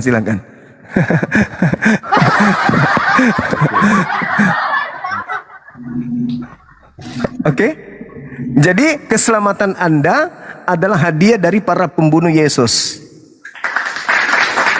Tidak. Ganggu sekali Bang Juma ini. Iya. Berarti sebenarnya yang menjadi penyelamat saudara itu bukan Yesus. Yang menjadi penyelamat saudara itu adalah Dia yang menyalibkan Yesus. Itu penyelamat yang sesungguhnya. Sebenarnya gini, sebenarnya orang bangsa Yahudi kan kalau mengorbankan mengorbankan domba-domba yang pengakuan dosa itu kan mereka mengorbankan itu anak domba-domba yang tidak bercela. Dan Yesus itu adalah anak Allah, domba Allah yang tidak bercacat, tidak berdosa untuk menyelamatkan bangsa dunia itu. Berarti saudara sebagai Kristen mendudukkan Yesus itu selevel dengan binatang itu maksudnya? Tidak begitu kan cuma, tidak begitu juga. Lalu? Terus kenapa orang kalau selevel begitu, terus kenapa orang Yahudi dia harus mengorbankan itu domba-domba itu orang Yahudi itu. Itu sudah perintah. Itu sudah perintah. Ya itu kan hukum. dari sananya dari Abrahamnya kan sudah dari Abraham juga dia mempersembahkan itu anaknya kan. Terus ala ini dari situ Nggak ada hubungannya. Nggak ada hubungannya dengan itu. Iya, dari situnya ada kesenambungannya gitu sampai ke Tuhan Yesus. Abraham mempersembahkan anaknya itu karena ujian, diuji. Berbeda dengan Kristen. Terus diganti lagi dengan apa, Bang Juma? Terus diganti lagi binatang. dengan domba tuh? Dengan binatang, domba. Nah, Ya, di Kristen itu terbalik. Di Kristen dibalik, yang tadinya domba dirubahnya menjadi manusia. Iya, karena di dunia ini tidak ada manusia yang suci atau tidak berdosa kecuali Tuhan Yesus saja. Allah sendiri yang Terus tidak berdosa. kenapa orang suci yang harus menjadi korban? Karena Allah itu kudus, Allah itu suci. Tidak ada yang bisa Oke. bisa begitu Apakah aja. Tuhan mau menerima persembahan darah manusia? Itu hukum ketetapan Allah, Bang Juma. Nah, coba di mana dalilnya? Allah itu kudus, Allah itu suci. Iya, justru karena itu jangan dinajisi, jangan dikotori dengan darah manusia, karena Tuhan tidak pernah mau menajiskan dirinya dengan darah manusia.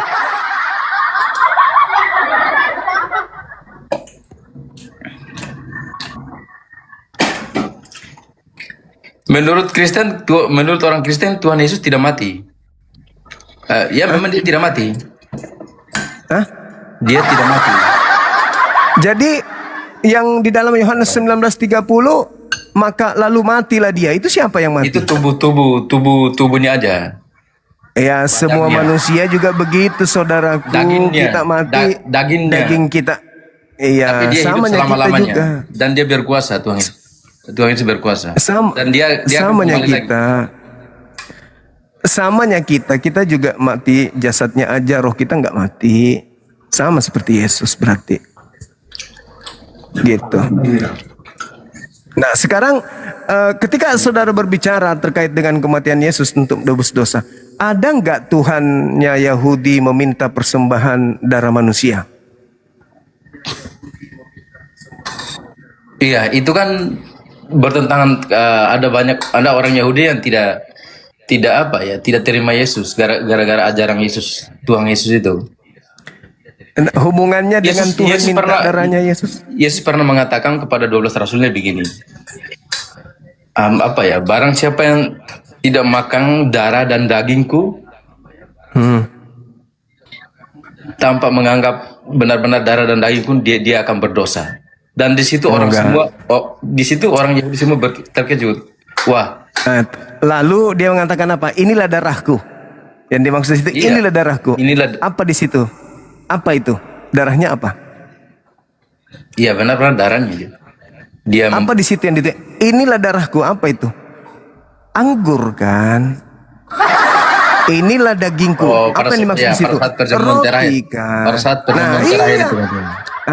Ya itu tidak ada hubungannya.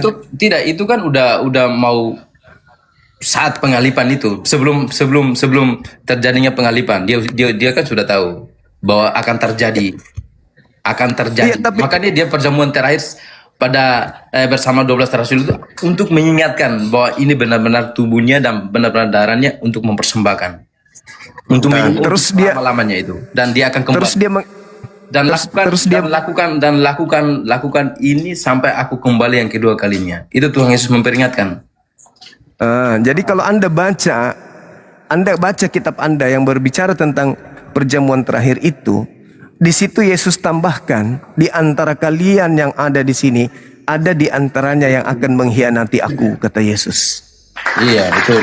Sehingga yang mengkhianati aku itulah yang melanggar kaidah darah dan dagingku. Aku katakan darahku adalah anggur ini, dan aku katakan dagingku adalah roti ini. Tetapi sang pengkhianat itu betul-betul ingin mengisap darahku dan mengambil dagingku. Itulah sang pengkhianat. Sebenarnya di situ Yesus ingin menguji siapa di antara pengkhianat yang akan tampil di tengah-tengah murid-muridnya yang akan membunuhnya. Padahal sudah disajikan, ini loh darahku, ngapain kau ambil darah beneran? Ini loh dagingku, ngapain kau ambil daging beneran? Tapi ada pengkhianat di situ yang betul-betul menginginkan darah beneran dan juga daging beneran. Itulah pengkhianatnya, itulah iblisnya. Makanya Yesus mengatakan di Yohanes 6 nomor 70, bukankah aku yang memilih engkau yang 12, tapi satu di antaramu adalah iblis. Siapa iblis ini? Yang betul-betul menumpahkan darahku. Padahal sudah kukatakan darahku adalah anggur, dagingku adalah roti, tapi dia betul-betul ingin membunuh aku. Itulah Yudas. Iya, itulah Yudas bunuh diri.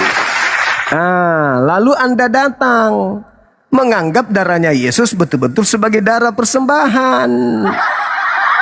Itu Bang Juma. Padahal itu Yesus cuma menguji murid-muridnya. Itu ucapan Yesus itu pada saat itu keras, Bang Juma. Dan 12 rasul itu terkejut semua. Wah, ini gimana kok dia bilang darahnya itu dan tubuhnya itu benar-benar menyuruh kita untuk makan darah dan dagingnya itu keras, itu pernyataan itu keras. Orang Yahudi sambil bicara, oh ini pernyataan ini keras ini. Makanya keras. mereka minum anggur itu. Semua orang Yahudi langsung menghindar, menjauh dari Tuhan Yesus Kristus. Karena yang dimaksud darah di situ. Kalau dia menggores darahnya begini, serak, inilah darahku. Dia potong tangannya, inilah rotiku. Itu baru kaget. Tidak, dia menyatakan anggur yang ada di cawan itulah darahnya, dan roti yang ada di piring itulah dagingnya. Tetapi ada yang mengkhianatinya, menjadikan darah roti yang tadinya hanyalah anggur dan roti betul-betul dijadikan sebagai darah dan juga dagingnya yang beneran. Itulah pengkhianat itu. Maka lahirlah sepengkhianat yang Yesus mengatakan sebagai iblis. Iblis ini yang melanggar kaidah-kaidah perjamuan terakhir, yang harusnya anggur beneran, yang harusnya roti beneran diganti menjadi darah beneran, dan juga yang harusnya anggur benar-benar anggur yang asli dirubahnya menjadi darah pembunuhan terhadap Yesus. Makanya tadi muncul pertanyaan, apakah berdosa orang yang membunuh Yesus? Itu pernyataan Yesus sendiri, Bang Juma. Nah, sekarang saya tanya kepada Anda jujur. Darah yang dimaksud Yesus di situ darah beneran atau anggur? Dia sendiri yang mengangkat roti dan anggur itu, dia berkata, inilah tubuhku dan inilah darahku. Nah, pertanyaan saya, apakah roti beneran atau dagingnya beneran? Itu roti dan anggur yang sudah secara bahasa dan pertanyaan saya, apakah di situ darah beneran atau itu anggur? Itu anggur. Kalau dengan kasat mata kita lihat itu anggur dan roti. Memang anggur. Tetapi di dalam Alkitab itu berkata bahwa roti yang Tuhan Yesus sebagai roti yang turun dari surga untuk melakukan. Itu di Alkitab ada. Terus kenapa? Roti yang turun dari surga. Terus kenapa ketika dikatakan inilah darahku, inilah dagingku, kenapa orang Kristen benar-benar darahnya Yesus? Kalian kanibal gitu maksudnya? Kalian vampir? Nah itu Bang Juma. Yang vampir di situ siapa? Yudas. Kalian pengikut Yudas? Tunggu Bang Juma. Nah itu di situ pernyataan Yesus itu keras. Makanya 12 rasul sama orang-orang Yahudi. Keras gimana? Iya, Yesus kan berkata, siapa yang tidak minum darahku dan makan tubuhku, dia tidak mengakui benar-benar itu tubuhku, dia berdosa. Sekarang yang dimaksud darahnya Yesus di situ darah beneran atau anggur tok? Iya, darah beneran. Tidak mengakui itu. Berarti Anda pengikut Yudas. Anda pengikut Yudas berarti. Loh. Di situ darah yang dimaksud adalah darah yang anggur. Tetapi Anda sama seperti Yudas, ini darah beneran ini, mau kutumpahkan darahmu ini. Berarti Anda pengikut Yudas. Anda lah pengkhianat itu. Loh, kenapa Anda memahami itu darah beneran? Padahal Yesus sudah menunjukkan anggur. Karena Tuhan Yesus sendiri yang mengatakan dan memperingatkan bahwa inilah benar-benar tubuhku dan inilah benar-benar darahku. Nah, yang dimaksud benar-benar tubuh dan darahnya di situ apa? Darah yang tumpah untuk menghilangkan dosa dunia. Itu dia. Tuhan Yesus sendiri yang mengatakan itu. Pada darah yang dimaksud di situ apa? Pada saat perjamuan darah yang dimaksud di situ darah beneran atau anggur? Iya, darah beneran. Darah beneran. Bagaimana ceritanya Anda mengatakan darah beneran? Maksudnya begini. Mana dalilnya? Mana dalilnya? Maksudnya begini. Mana dalilnya Yesus memperlihatkan darah beneran? Apakah dia menggores badannya? Inilah darahku, atau anggur di cawan yang dikatakan inilah darahnya? Iya, itu kan sebelum mau terjadinya pengalipan. Sebelum terjadinya pengalipan. Iya, betul. Itu pertemuan terakhir. Makanya Tuhan Yesus sudah memperingatkan bahwa dia angkat rotinya bahwa inilah benar-benar tubuhku dan inilah benar-benar darahku. Dan pada saat itu Terus setelah dan- itu baru di pengalipan terjadi. Di mana Yesus Pemataian. mengatakan bahwa benar-benar darahnya tertumpah dan benar-benar dagingnya yang diambil? Di mana Yesus mengatakan itu? Saya kira Bang Juma tahu. Kalau Bang Tidak Juma jujur. ada. Saya kira Bang Juma tahu kalau Bang Juma jujur. Di Alkitab ada. Enggak ada. Itu hanya ada di perjamuan terakhir. Yesus menunjukkan anggur sebagai darahnya dan juga roti sebagai dagingnya. Enggak ada itu darah beneran, itu enggak ada. Yahudi, Yesus tidak pernah mengajarkan mempersembahkan darah manusia. Titik. Terus saya balik lagi ya. Saya balik lagi nanya Bang Juma ya. Terus apa fungsinya Tuhan Yesus mengangkat roti dan anggur itu sesuai kacamata agama Islam? Tadi kan saya sudah mengatakan kepada Bang Juma saudara. kan Bang Juma kan protes. Jadi saya tanya Iya. balik lagi. Sesuai kacamata Islam apa artinya Tuhan Yesus mengangkat roti dan anggur itu dia angkat? Oke. Dia bilang, inilah benar-benar tubuhku Oke. dan ini benar-benar darahku. Oke. Apa kacamata Oke. dari Islam? Oke. Kalau di Islam, man ansari ilallah. Siapa di antara kalian yang akan menolongku menegakkan tali agama Allah? Nahnu ansarullah. Kamilah yang akan membantumu untuk menegakkan tali agama Allah. Nah, di situ Yesus melakukan sayembara. Kalau di dalam Bible, inilah darahku. Darah yang dimaksud di situ anggur. Tetapi ada pengkhianat di antara muridnya yang akan benar-benar menumpahkan darahnya. Itulah Yudas. Dan ternyata pemahaman Anda sama seperti Yudas. Sekarang saya tanya nih saudara, andai saja Anda hadir pada saat perjamuan terakhir, tidak ada Yudas, dan Anda memahami bahwa darah yang dimaksud adalah darah tubuhnya Yesus, apa yang Anda lakukan? Kalau Anda menginginkan darah tubuhnya Yesus, apa yang Anda lakukan? Membacok? Menombak Yesus? Tidak sesuai Berarti- perintah. Tidak sesuai perintah Tuhan. Sesuai perintah. Yesus bilang begini. Siapa yang makan dan minum darahku? Tunggu, Bang Juma, tunggu, hold on. Iya, oke. Tunggu dulu. Oke, silakan. Siapa yang Minum darahku? minum dan darahku dan makan tubuhku, dia di dalam aku dan aku di dalam dirinya. Oke. Berarti saat itu, saya kira Bang Juma tahu itu. Saya tidak hafal ayat, tapi Bang Juma tahu. Berarti pada saat Anda ada di situ, Anda lah orang pertama yang menggigit leher Yesus, betul? Demikian bukan apa? Lalu selurus begitu aja, bukan begitu Bang Juma. Lalu apa? Lalu apa yang Anda ingin jual di sini? Gigit lagi Tuhan Yesus, bukan begitu Bang Juma. Lalu apa yang Anda ingin jual di sini? Apa yang Anda ingin jual? Itu Barang siapa makan dagingku? Itu Siapa yang makan dagingku, siapa yang minum darahku, maksudnya apa yang Anda ingin lakukan terhadap Yesus? Itu Anda ingin ngapain Yesus? Ya, Anda ingin ngapain Yesus? Anda ingin membunuh Tuhan Anda? Tidak, Yesus bilang begini, siapa Anda yang makan menjadi dan minum kanibal? darahku? Anda Tunggu dulu. menjadi Dracula? Tidak begitu. Lalu apa? Tidak begitu. Maksudnya di situ? Lalu apa maksudnya? Itu roti itu transubstansi tubuh dan darah Kristus, Bang Juma. Ya, itu sudah kujelaskan tadi. Terus kenapa Anda mau seperti Yudas harus betul-betul membunuhnya? Ya Yudas kan tidak makan tubuh dan darah Kristus. Dia kan pengkhianat, Yudas Iskariot kan. Dia kan menjual Tuhan Yesus ke orang-orang ini, imam dan para. Ketika Anda mengatakan darahnya harus benar-benar darahnya, itu maksudnya apa yang Anda ingin lakukan kepada Yesus? Ingin menggorok dia, lalu minum darahnya gitu maksudnya? Tidak begitu juga Bang Juma. Lalu bagaimana? Itu perintah Tuhan Yesus. Kalau Bang Juma kalau belajar baik-baik di Alkitab dari perjanjian lama. Saudara maunya apa? Saudara maunya apa?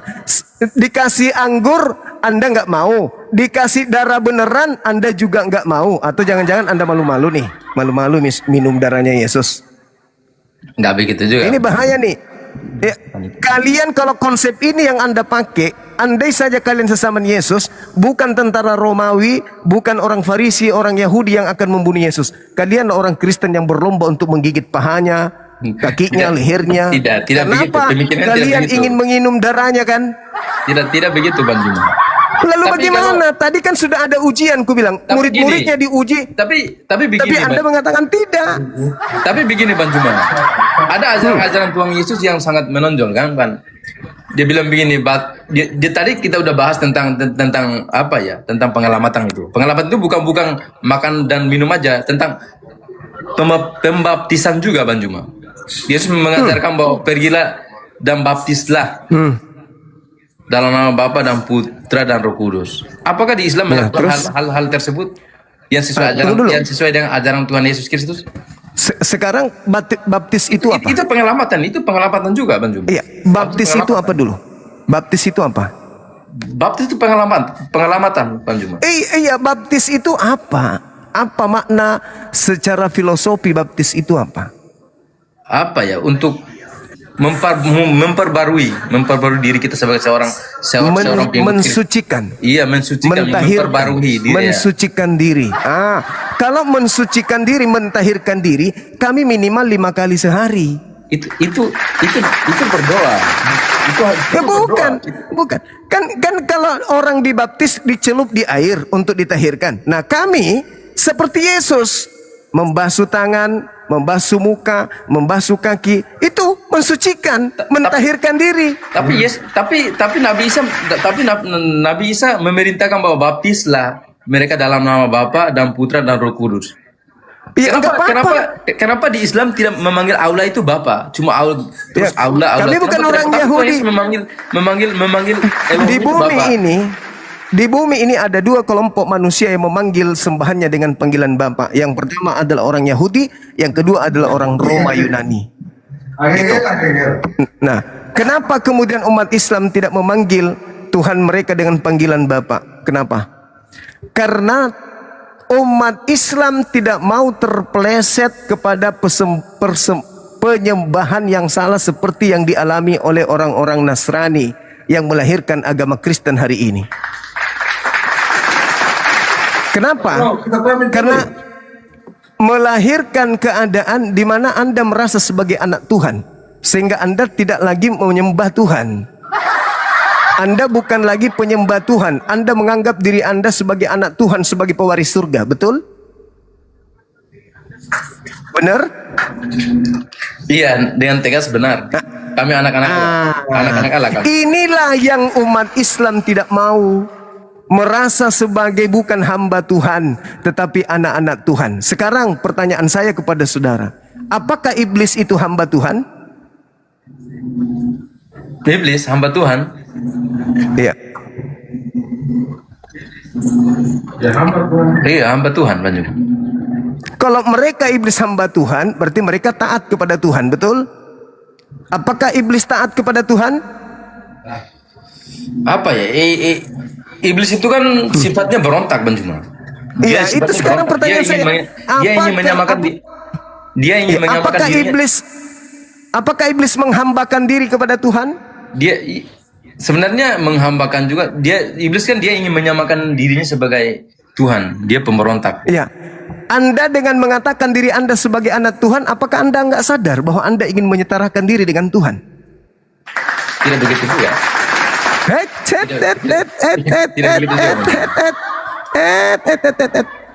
Paulus mendoktrin orang Kristen bahwa orang Kristen itu tidak boleh lagi hidup di bawah kuk penghambaan. Galatia 5 nomor 1. Di dalam kitab Roma 4, orang Kristen bukan lagi hamba Tuhan, tetapi anak Tuhan. Dengan Anda menyatakan diri Anda sebagai anak Tuhan, berarti Anda menyatakan Anda setara dengan Tuhan. Anak ayam dengan ayam setara ayam. Anak kambing dengan kambing setara kambing. Anak manusia dengan manusia setara sama-sama manusia. Tuhan dan anak Tuhan setara sama-sama Tuhan. Itulah kalian. Anda nggak sadar? Nggak sadar? Na'udzubillah tsumma na'udzubillah. Jadi orang Kristen itu memang bukan anak Tuhan. Karena mereka merasa bukan hamba Tuhan, karena mereka merasa anak Tuhan. Sebagai anak Tuhan, orang Kristen mau makan apa saja bebas. Orang Kristen mau minum apa saja bebas. Orang Kristen mau ngapain saja bebas. Kenapa? Mereka bukan hamba Tuhan, tapi mereka adalah setara dengan Tuhan itu sendiri. Bang Juma udah lari-lari. Dengan kami. Bang Juma udah lari-lari. Tadi kita bahas tentang itu. Anda kan pengelamatan. Anda bertanya tentang Bapak. Kenapa orang Islam tidak memanggil Tuhannya dengan panggilan Bapa? Karena umat Islam tidak ingin sombong di hadapan Tuhan dengan mengatakan kepada orang lain, kalian bukan anak Tuhan, kami anak Tuhan loh. Sama yang dilakukan oleh orang Kristen hari ini. Sombong, angkuh, tidak pernah tunduk kepada Tuhannya. Mereka berpesta-pesta itu hanya karena mereka bikin sendiri, hanya untuk kesenangan mereka sendiri, hanya untuk kesenangan mereka sendiri. Ke gereja juga tak ada perintahnya, ibadah minggu tak ada perintahnya, makan babi tidak ada perintahnya, Natalan tak ada perintahnya, menyembah Yesus tak ada perintahnya. Semua yang dilakoni oleh Kristen bukanlah wujud penghambaan kepada Tuhan, melainkan adalah wujud bahwa mereka setara dengan Tuhan itu sendiri. Itu fakta, itu real. Makanya orang Kristen itu kalau melihat Islam, Islam itu rendah. Karena merasa mereka Kristen ini adalah anak Tuhan. Kami hamba Tuhan, Kristen anak Tuhan. Makanya Kristen itu sombong di hadapan kami umat Islam. Melihat kami ke masjid, mencibir. Melihat kami kemudian puasa, mencibir. Melihat kami kemudian Idul Fitri, mencibir. Melihat kami berhaji, mencibir. Kenapa? Karena kalian merasa di atas, setara dengan Tuhan. Kalian adalah anak-anak Tuhan. Makanya muncul pertanyaan di ujungnya. Kalau Kristen merasa sebagai anak Tuhan bukan hamba Tuhan, ke gereja kalian menghambakan diri kepada siapa di hari Minggu? Kami menyembah Tuhan. Kepada Tuhan. Jangan offside. Jangan offside. Kalian bukan anak Tuhan. Kalian ke gereja menyembah siapa? Menyembah Tuhan. Kalian bukan hamba Tuhan. Kalian harus sadar, kalian ke gereja kompak hari Minggu itu bukan menyembah Tuhan, tetapi berpesta bersama memuliakan sosok makhluk asing yang bernama Yesus. Itu yang kalian lakukan di hari Minggu. Bukan menyembah Elohim pencipta langit dan bumi, tetapi menyembah makhluk asing yang kalian sebut dengan Yesus Kristus. Saya kira cukup, saudara. Di tempat saya sudah mau buka puasa. Semoga nanti besok atau sebentar malam kita bisa jumpa lagi, saudara Laurai. Saya suka Anda bagus dalam berdialog, berdiskusi. Thank you. Salam Terima kenal. kasih Pak Wan Juma sudah menaikkan. Sama-sama. Iya, terima kasih. Thank you.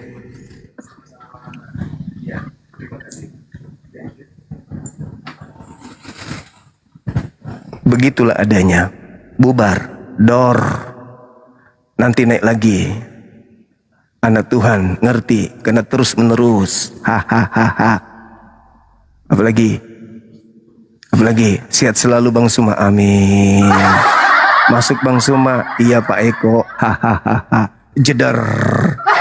Ada lagi, Masolang generasi, mantap sekali Bang Suma, keren, masya Allah, luar biasa. Kalau dia yang di YouTube ngembasi beli sisis.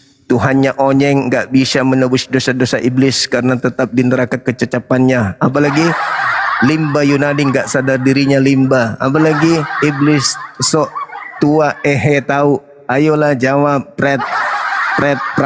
Cuaca panas gini, lihat akuarium, pingin rasanya aku kasih hirup marjan. Masolang generasi. Ada saja teman-teman sekalian. Masya Allah, Masya Allah. Syukran, mohon barakallahu fiik. Ayo, ada lagi? Masih ada sedikit waktu, ada kurang lebih 5 sampai 10 menit sebelum kita buka puasa. Anda lihat betapa sulitnya ya anak-anak Theos ini untuk kemudian ya menjelaskan tentang imannya, hanya doktrin dan seterusnya. Dan mereka berat, padahal mereka bukan lagi hamba Tuhan, melainkan anak Tuhan. Sebagai anak Tuhan, tentu tidak lagi menyembah Tuhan. Iya Bambang, asal kau jilaten. Hahaha.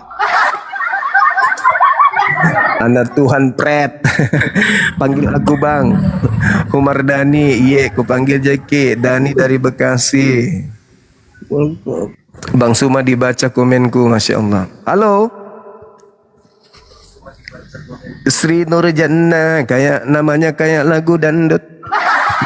Masolang generasi. Aku sapa 5821. Oke teman-teman, silakan, masih ada anak Theos di bawah, silakan ke atas. Materi kita masih kita sajikan kurang lebih 10 menit. Kalau masih ada silakan. Jo.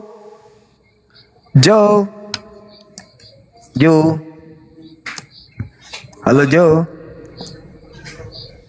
Semua yang disampaikan Bang Suma berdasarkan ayat tertulis di Bible, tidak terbantahkan penyampaian Bang Suma.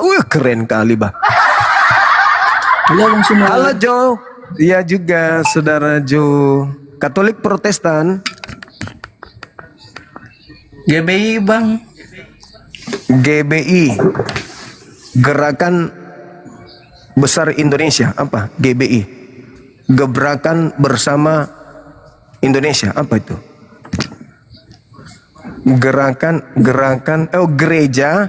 Gereja Betania Indonesia itu. Iya, Betani Indonesia, betul. Oh, Betani Indonesia.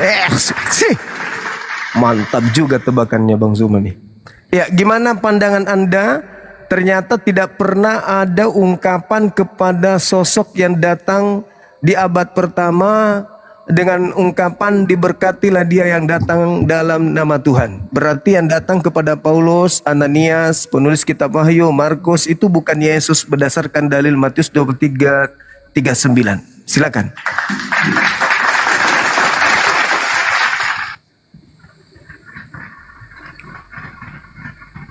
Matius 23 ayat 39.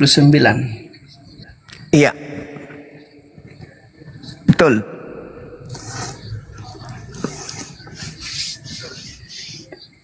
Ini perikopnya tentang keluhan terhadap Yerusalem ya Bang ya. Iya betul sekali, mantap saudara kita ini. Wah, silakan.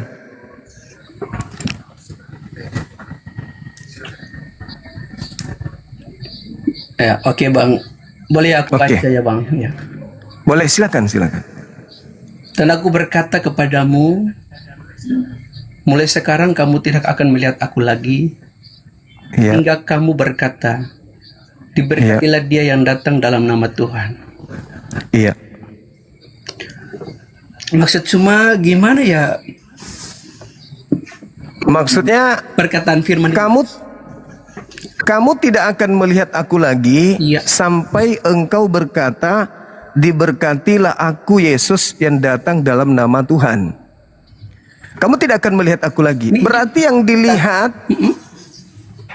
yang dilihat oleh pengarang-pengarang Bible, oleh penulis Bible, oleh Paulus, itu bukan Yesus. Terus lalu siapa Bang yang menulis? Makhluk asing yang memakai nama Yesus. Kan Yesus mengatakan, waspadalah kepada penyesat yang datang kepadamu Ya. memakai namaku. Nabi-nabi palsu itu ya yang datang pakai nama Yesus itu. Penyesat datang memakai nama Yesus dan berkata, akulah Kristus. Mereka penyesat yang Yesus palsu ini akan menyesatkan banyak orang. Ternyata kalau Yesus yang asli datang, Bang mengerti konteks itu gak ayat itu? saya ngerti dong, masa nggak ngerti? Betul Bang? Betul mengerti. Benar, ngerti, kenapa tidak? Bahkan dari data nomor 1 sampai 39 itu aku ngerti. Di situ ada 2 perikop. Betul? Ya. Itu Bang Su mengerti. Satu perikopnya keluhan. Pertama satu keluhan. 2 terus terhadap Iya. Yerusalem begitu. Iya. Oh. Yesusnya mengatakan Ini. engkau tidak. Bentar ya. Ini keluhan terhadap Yerusalem ini kan perkataan ini tentang kepada orang-orang yang tidak mengenal Yesus. Oh bukan, Anda salah. Oh, salah Bang. Coba Bang ngerti baca. Anda Dan aku berkata salah. kepadamu, mulai sekarang kamu tidak akan melihat aku lagi. Karena perkataan ini perkataan ketika Yesus makan bersama-sama dengan murid tentang perjamuan malam. Apa? Tentang perjamuan malam itu Bang. Matius 23. Iya, yang coba Bang lewat lagi loncat ke Matius 26 tentang pertemuan malam itu Bang. Masalah generasi. Cak Ayu, Matius 23 itu Matius Matius 23, bukan Matius 26. Kan ngerti Bang. Itu perkataan Yesus itu. Makanya saya katakan Itu perkataan Yesus itu tentang ada orang-orang yang tidak mengenal Kristus. Orang-orang yang mengenal Kristus. Iya, makanya dia mengatakan engkau tidak akan melihat aku lagi Iya betul, karena mereka menolak Yesus kan. Mereka menolak. sampai kapan mereka tidak melihat Yesus lagi? Sampai kapan? Sampai pada akhir zaman mereka akan tunggu Yesus datang kedua kali. Sampai akhir zaman. Ya. Berarti yang datang di abad pertama mengaku Yesus itu siapa? Abad pertama yang mengaku Yesus siapa? Tidak ada yang mengaku Yesus. Siapakah engkau Tuhan? Akulah Yesus yang kau aniaya. Oh. Itu siapa? Coba Bang Suma kalau Itu siapa? Kalau lihat itu tentang Paulus kan bilang aku Yesus. Itu siapa? Itu Paulus, siapa? Tentang Paulus. Bukan. Yang berkata akulah Yesus itu siapa? Yang berkata Yesus itu siapa? Lalu itu Yesus sendiri yang berkata kepada Paulus kan?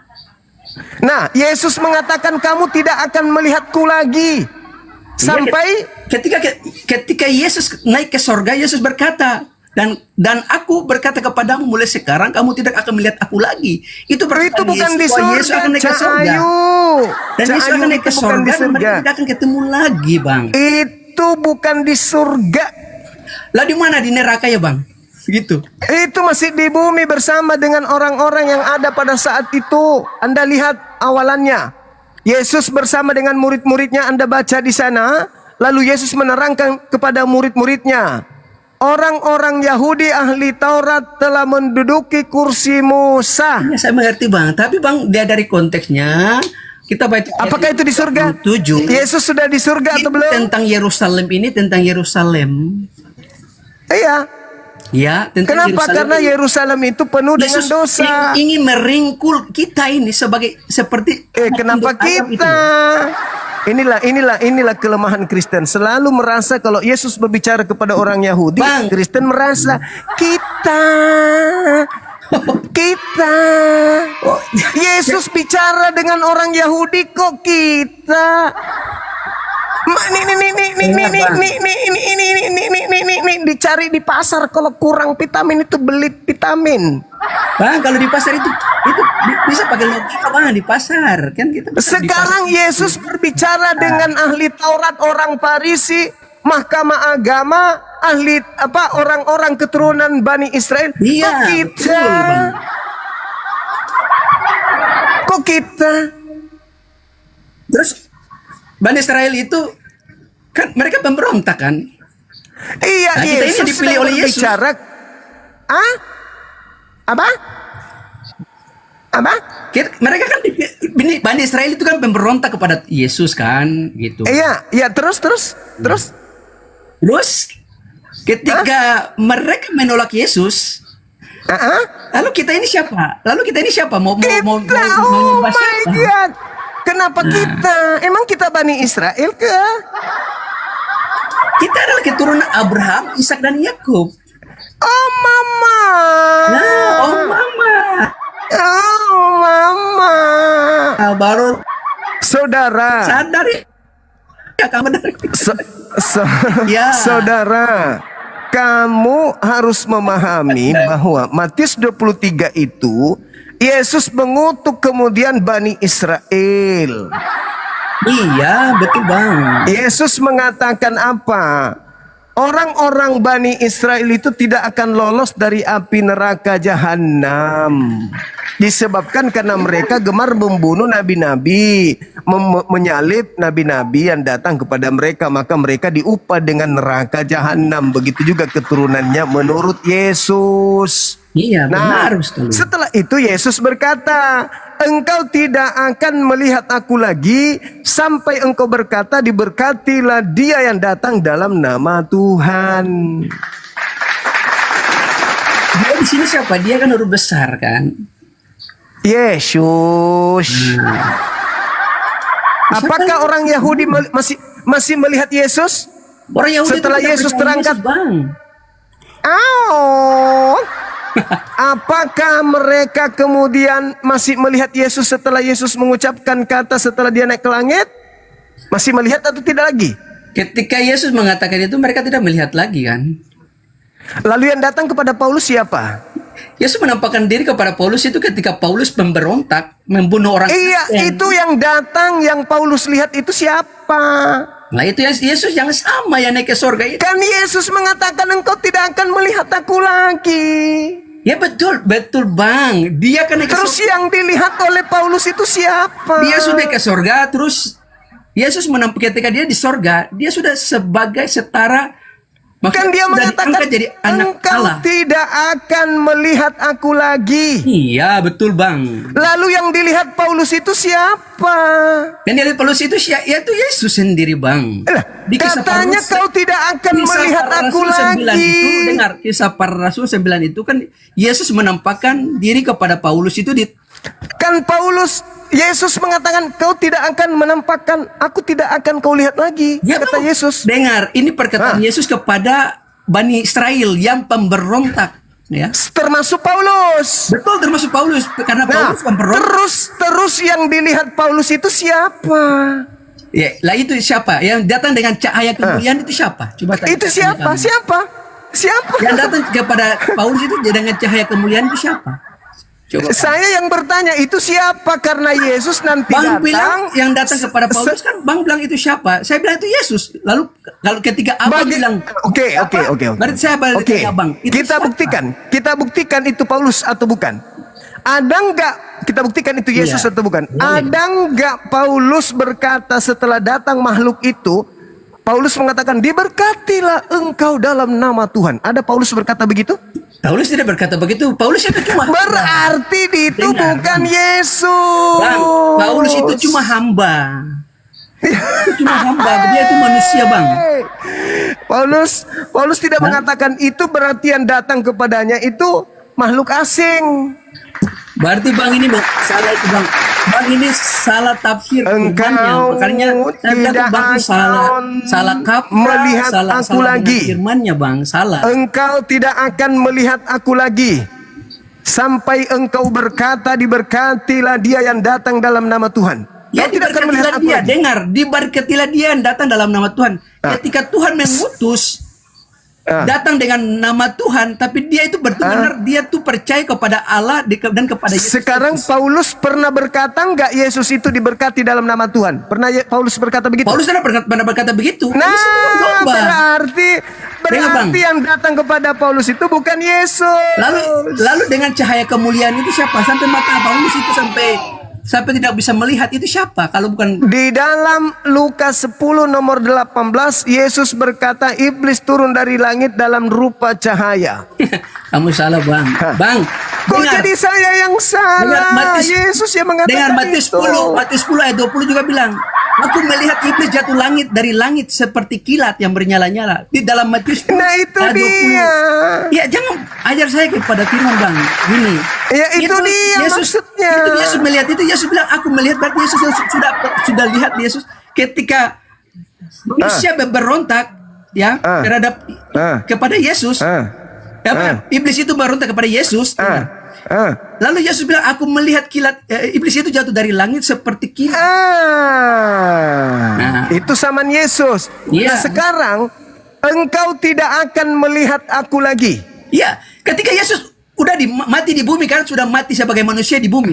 Engkau tidak akan melihat aku lagi. Ketika Yesus naik ke sorga itu kan, ketika Yesus naik ke sorga, Yesus berkata, dan aku berkata kepadamu, mulai sekarang kamu tidak akan melihat aku lagi.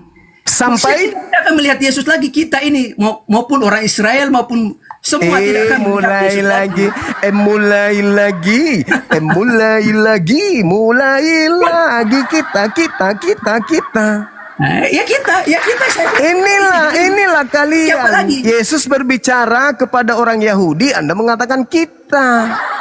Karena orang Yahudi tidak percaya kepada Yesus. Terus Maka kenapa kita? Dengar, Bang. Kita ini dipilih Tuhan, ya, untuk memalukan orang-orang yang berhikmat. Dengar, Bang. 1 Korintus 1 ayat 28. Kita memalukan orang-orang yang berhikmat seperti Anda.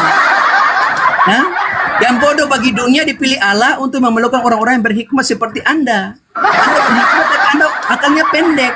Anda tidak mengerti firman itu. Ya.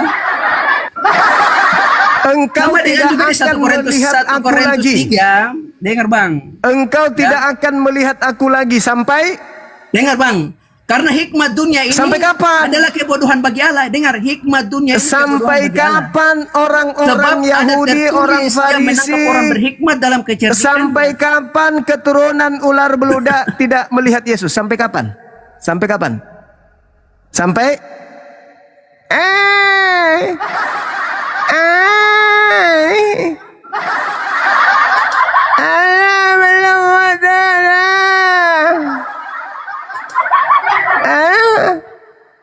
Sampai kapan kau tidak melihat Yesus, wahai orang Farisi? Wahai orang-orang Farisi, sampai kapan kau tidak melihat Yesus? Sampai kapan? Jawab.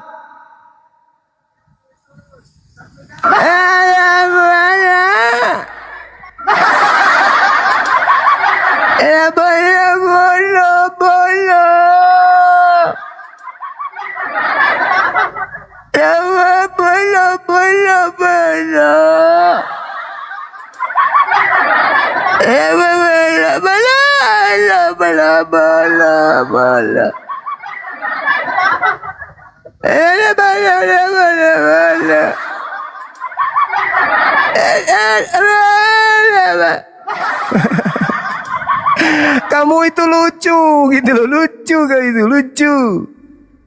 Lucu kau itu kawanku, lucu. Sampai Gak lucu, kapan Bang. Lucunya orang di mana, Farisi? Bang?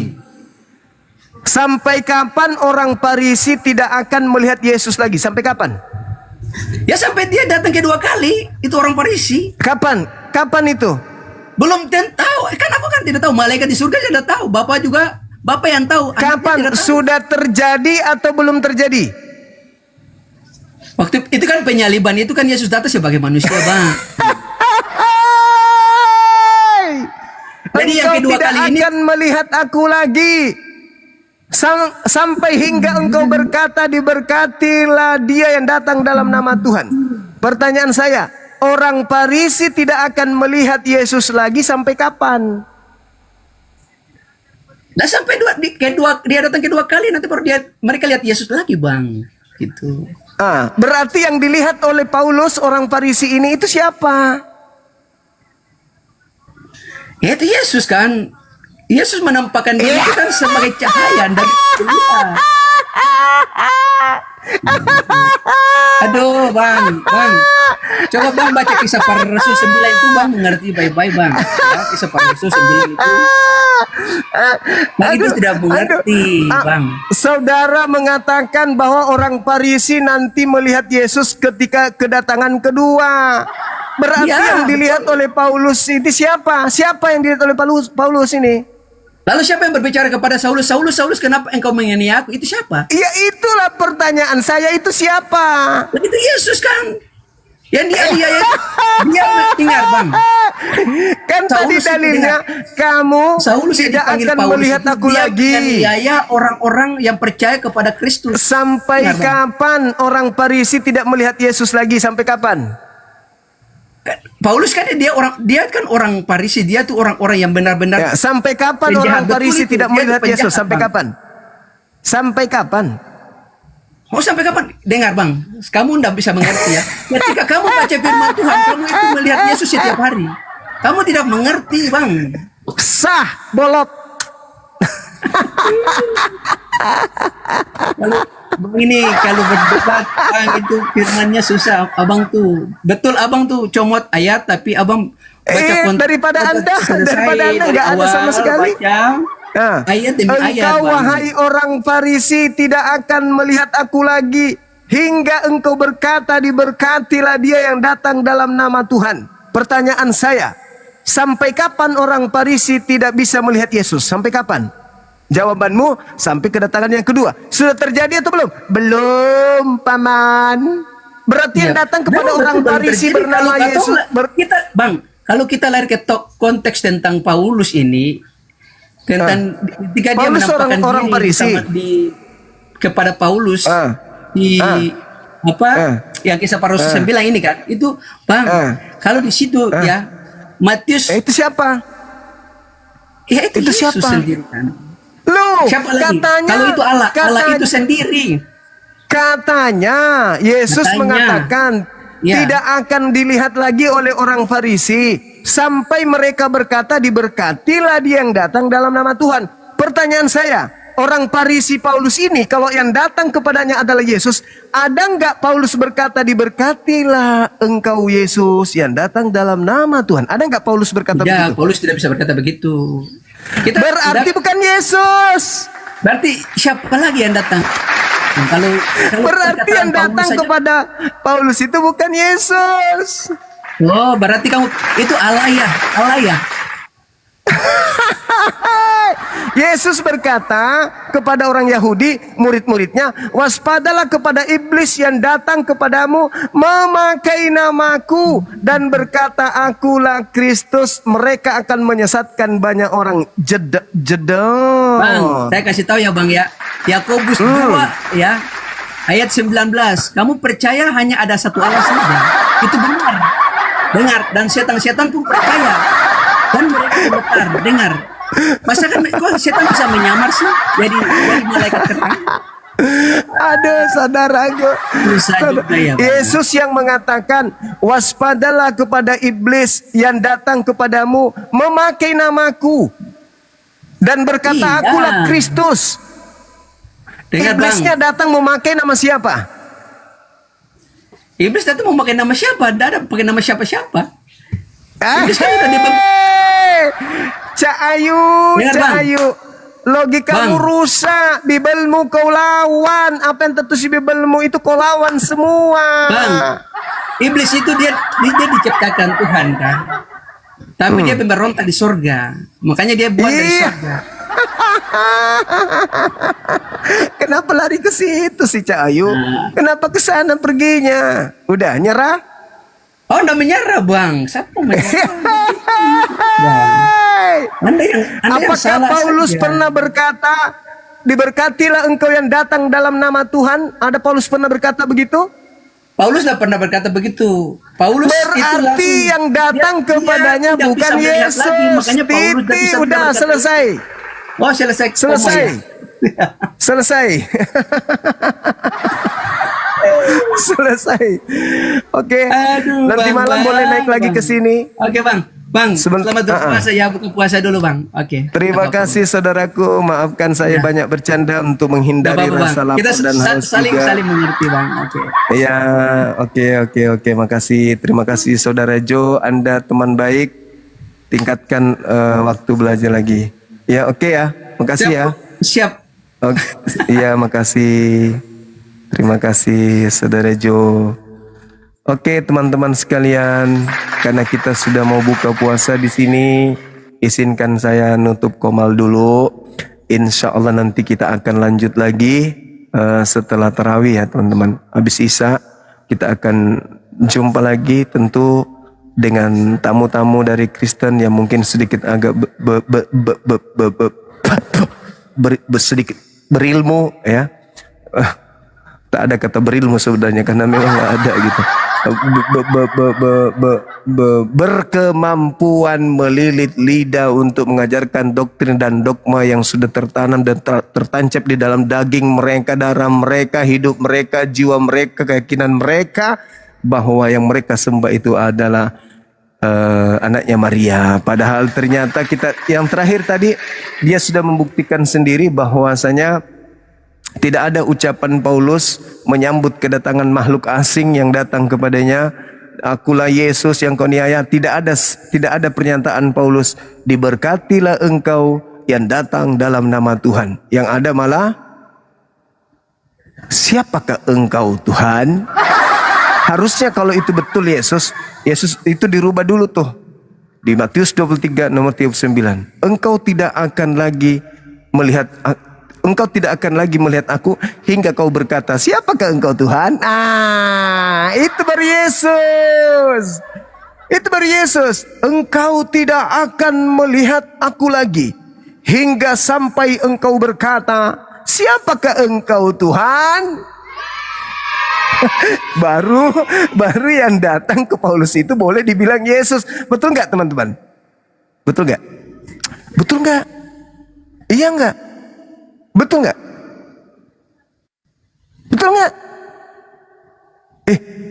Kok Tonjok bener ini habis sebentar lama-lama nih. Bener nggak? Betul gitu dong. Dukung kita dong. Engkau tidak akan melihat aku lagi sampai engkau berkata, siapakah engkau Tuhan? Benar-benarlah. Tapi ternyata sampai engkau berkata, diberkatilah dia yang datang dalam nama Tuhan. Alhasil selidik punya selidik. Tidak ada di Bible setelah penyaliban ada yang berkata diberkatilah Yesus yang datang dalam nama Tuhan. Artinya Yesus belum pernah datang. Al-Quran surah As-Zukhruf ayat 61. Nanti kedatangannya yang kedua di akhir zaman. Maha benar Allah dengan segala firman-Nya. Terima kasih banyak sahabatku. Terima kasih. Mohon maaf ketika ada kata-kata yang kurang berkenan. Yang pada prinsipnya apa yang kita sampaikan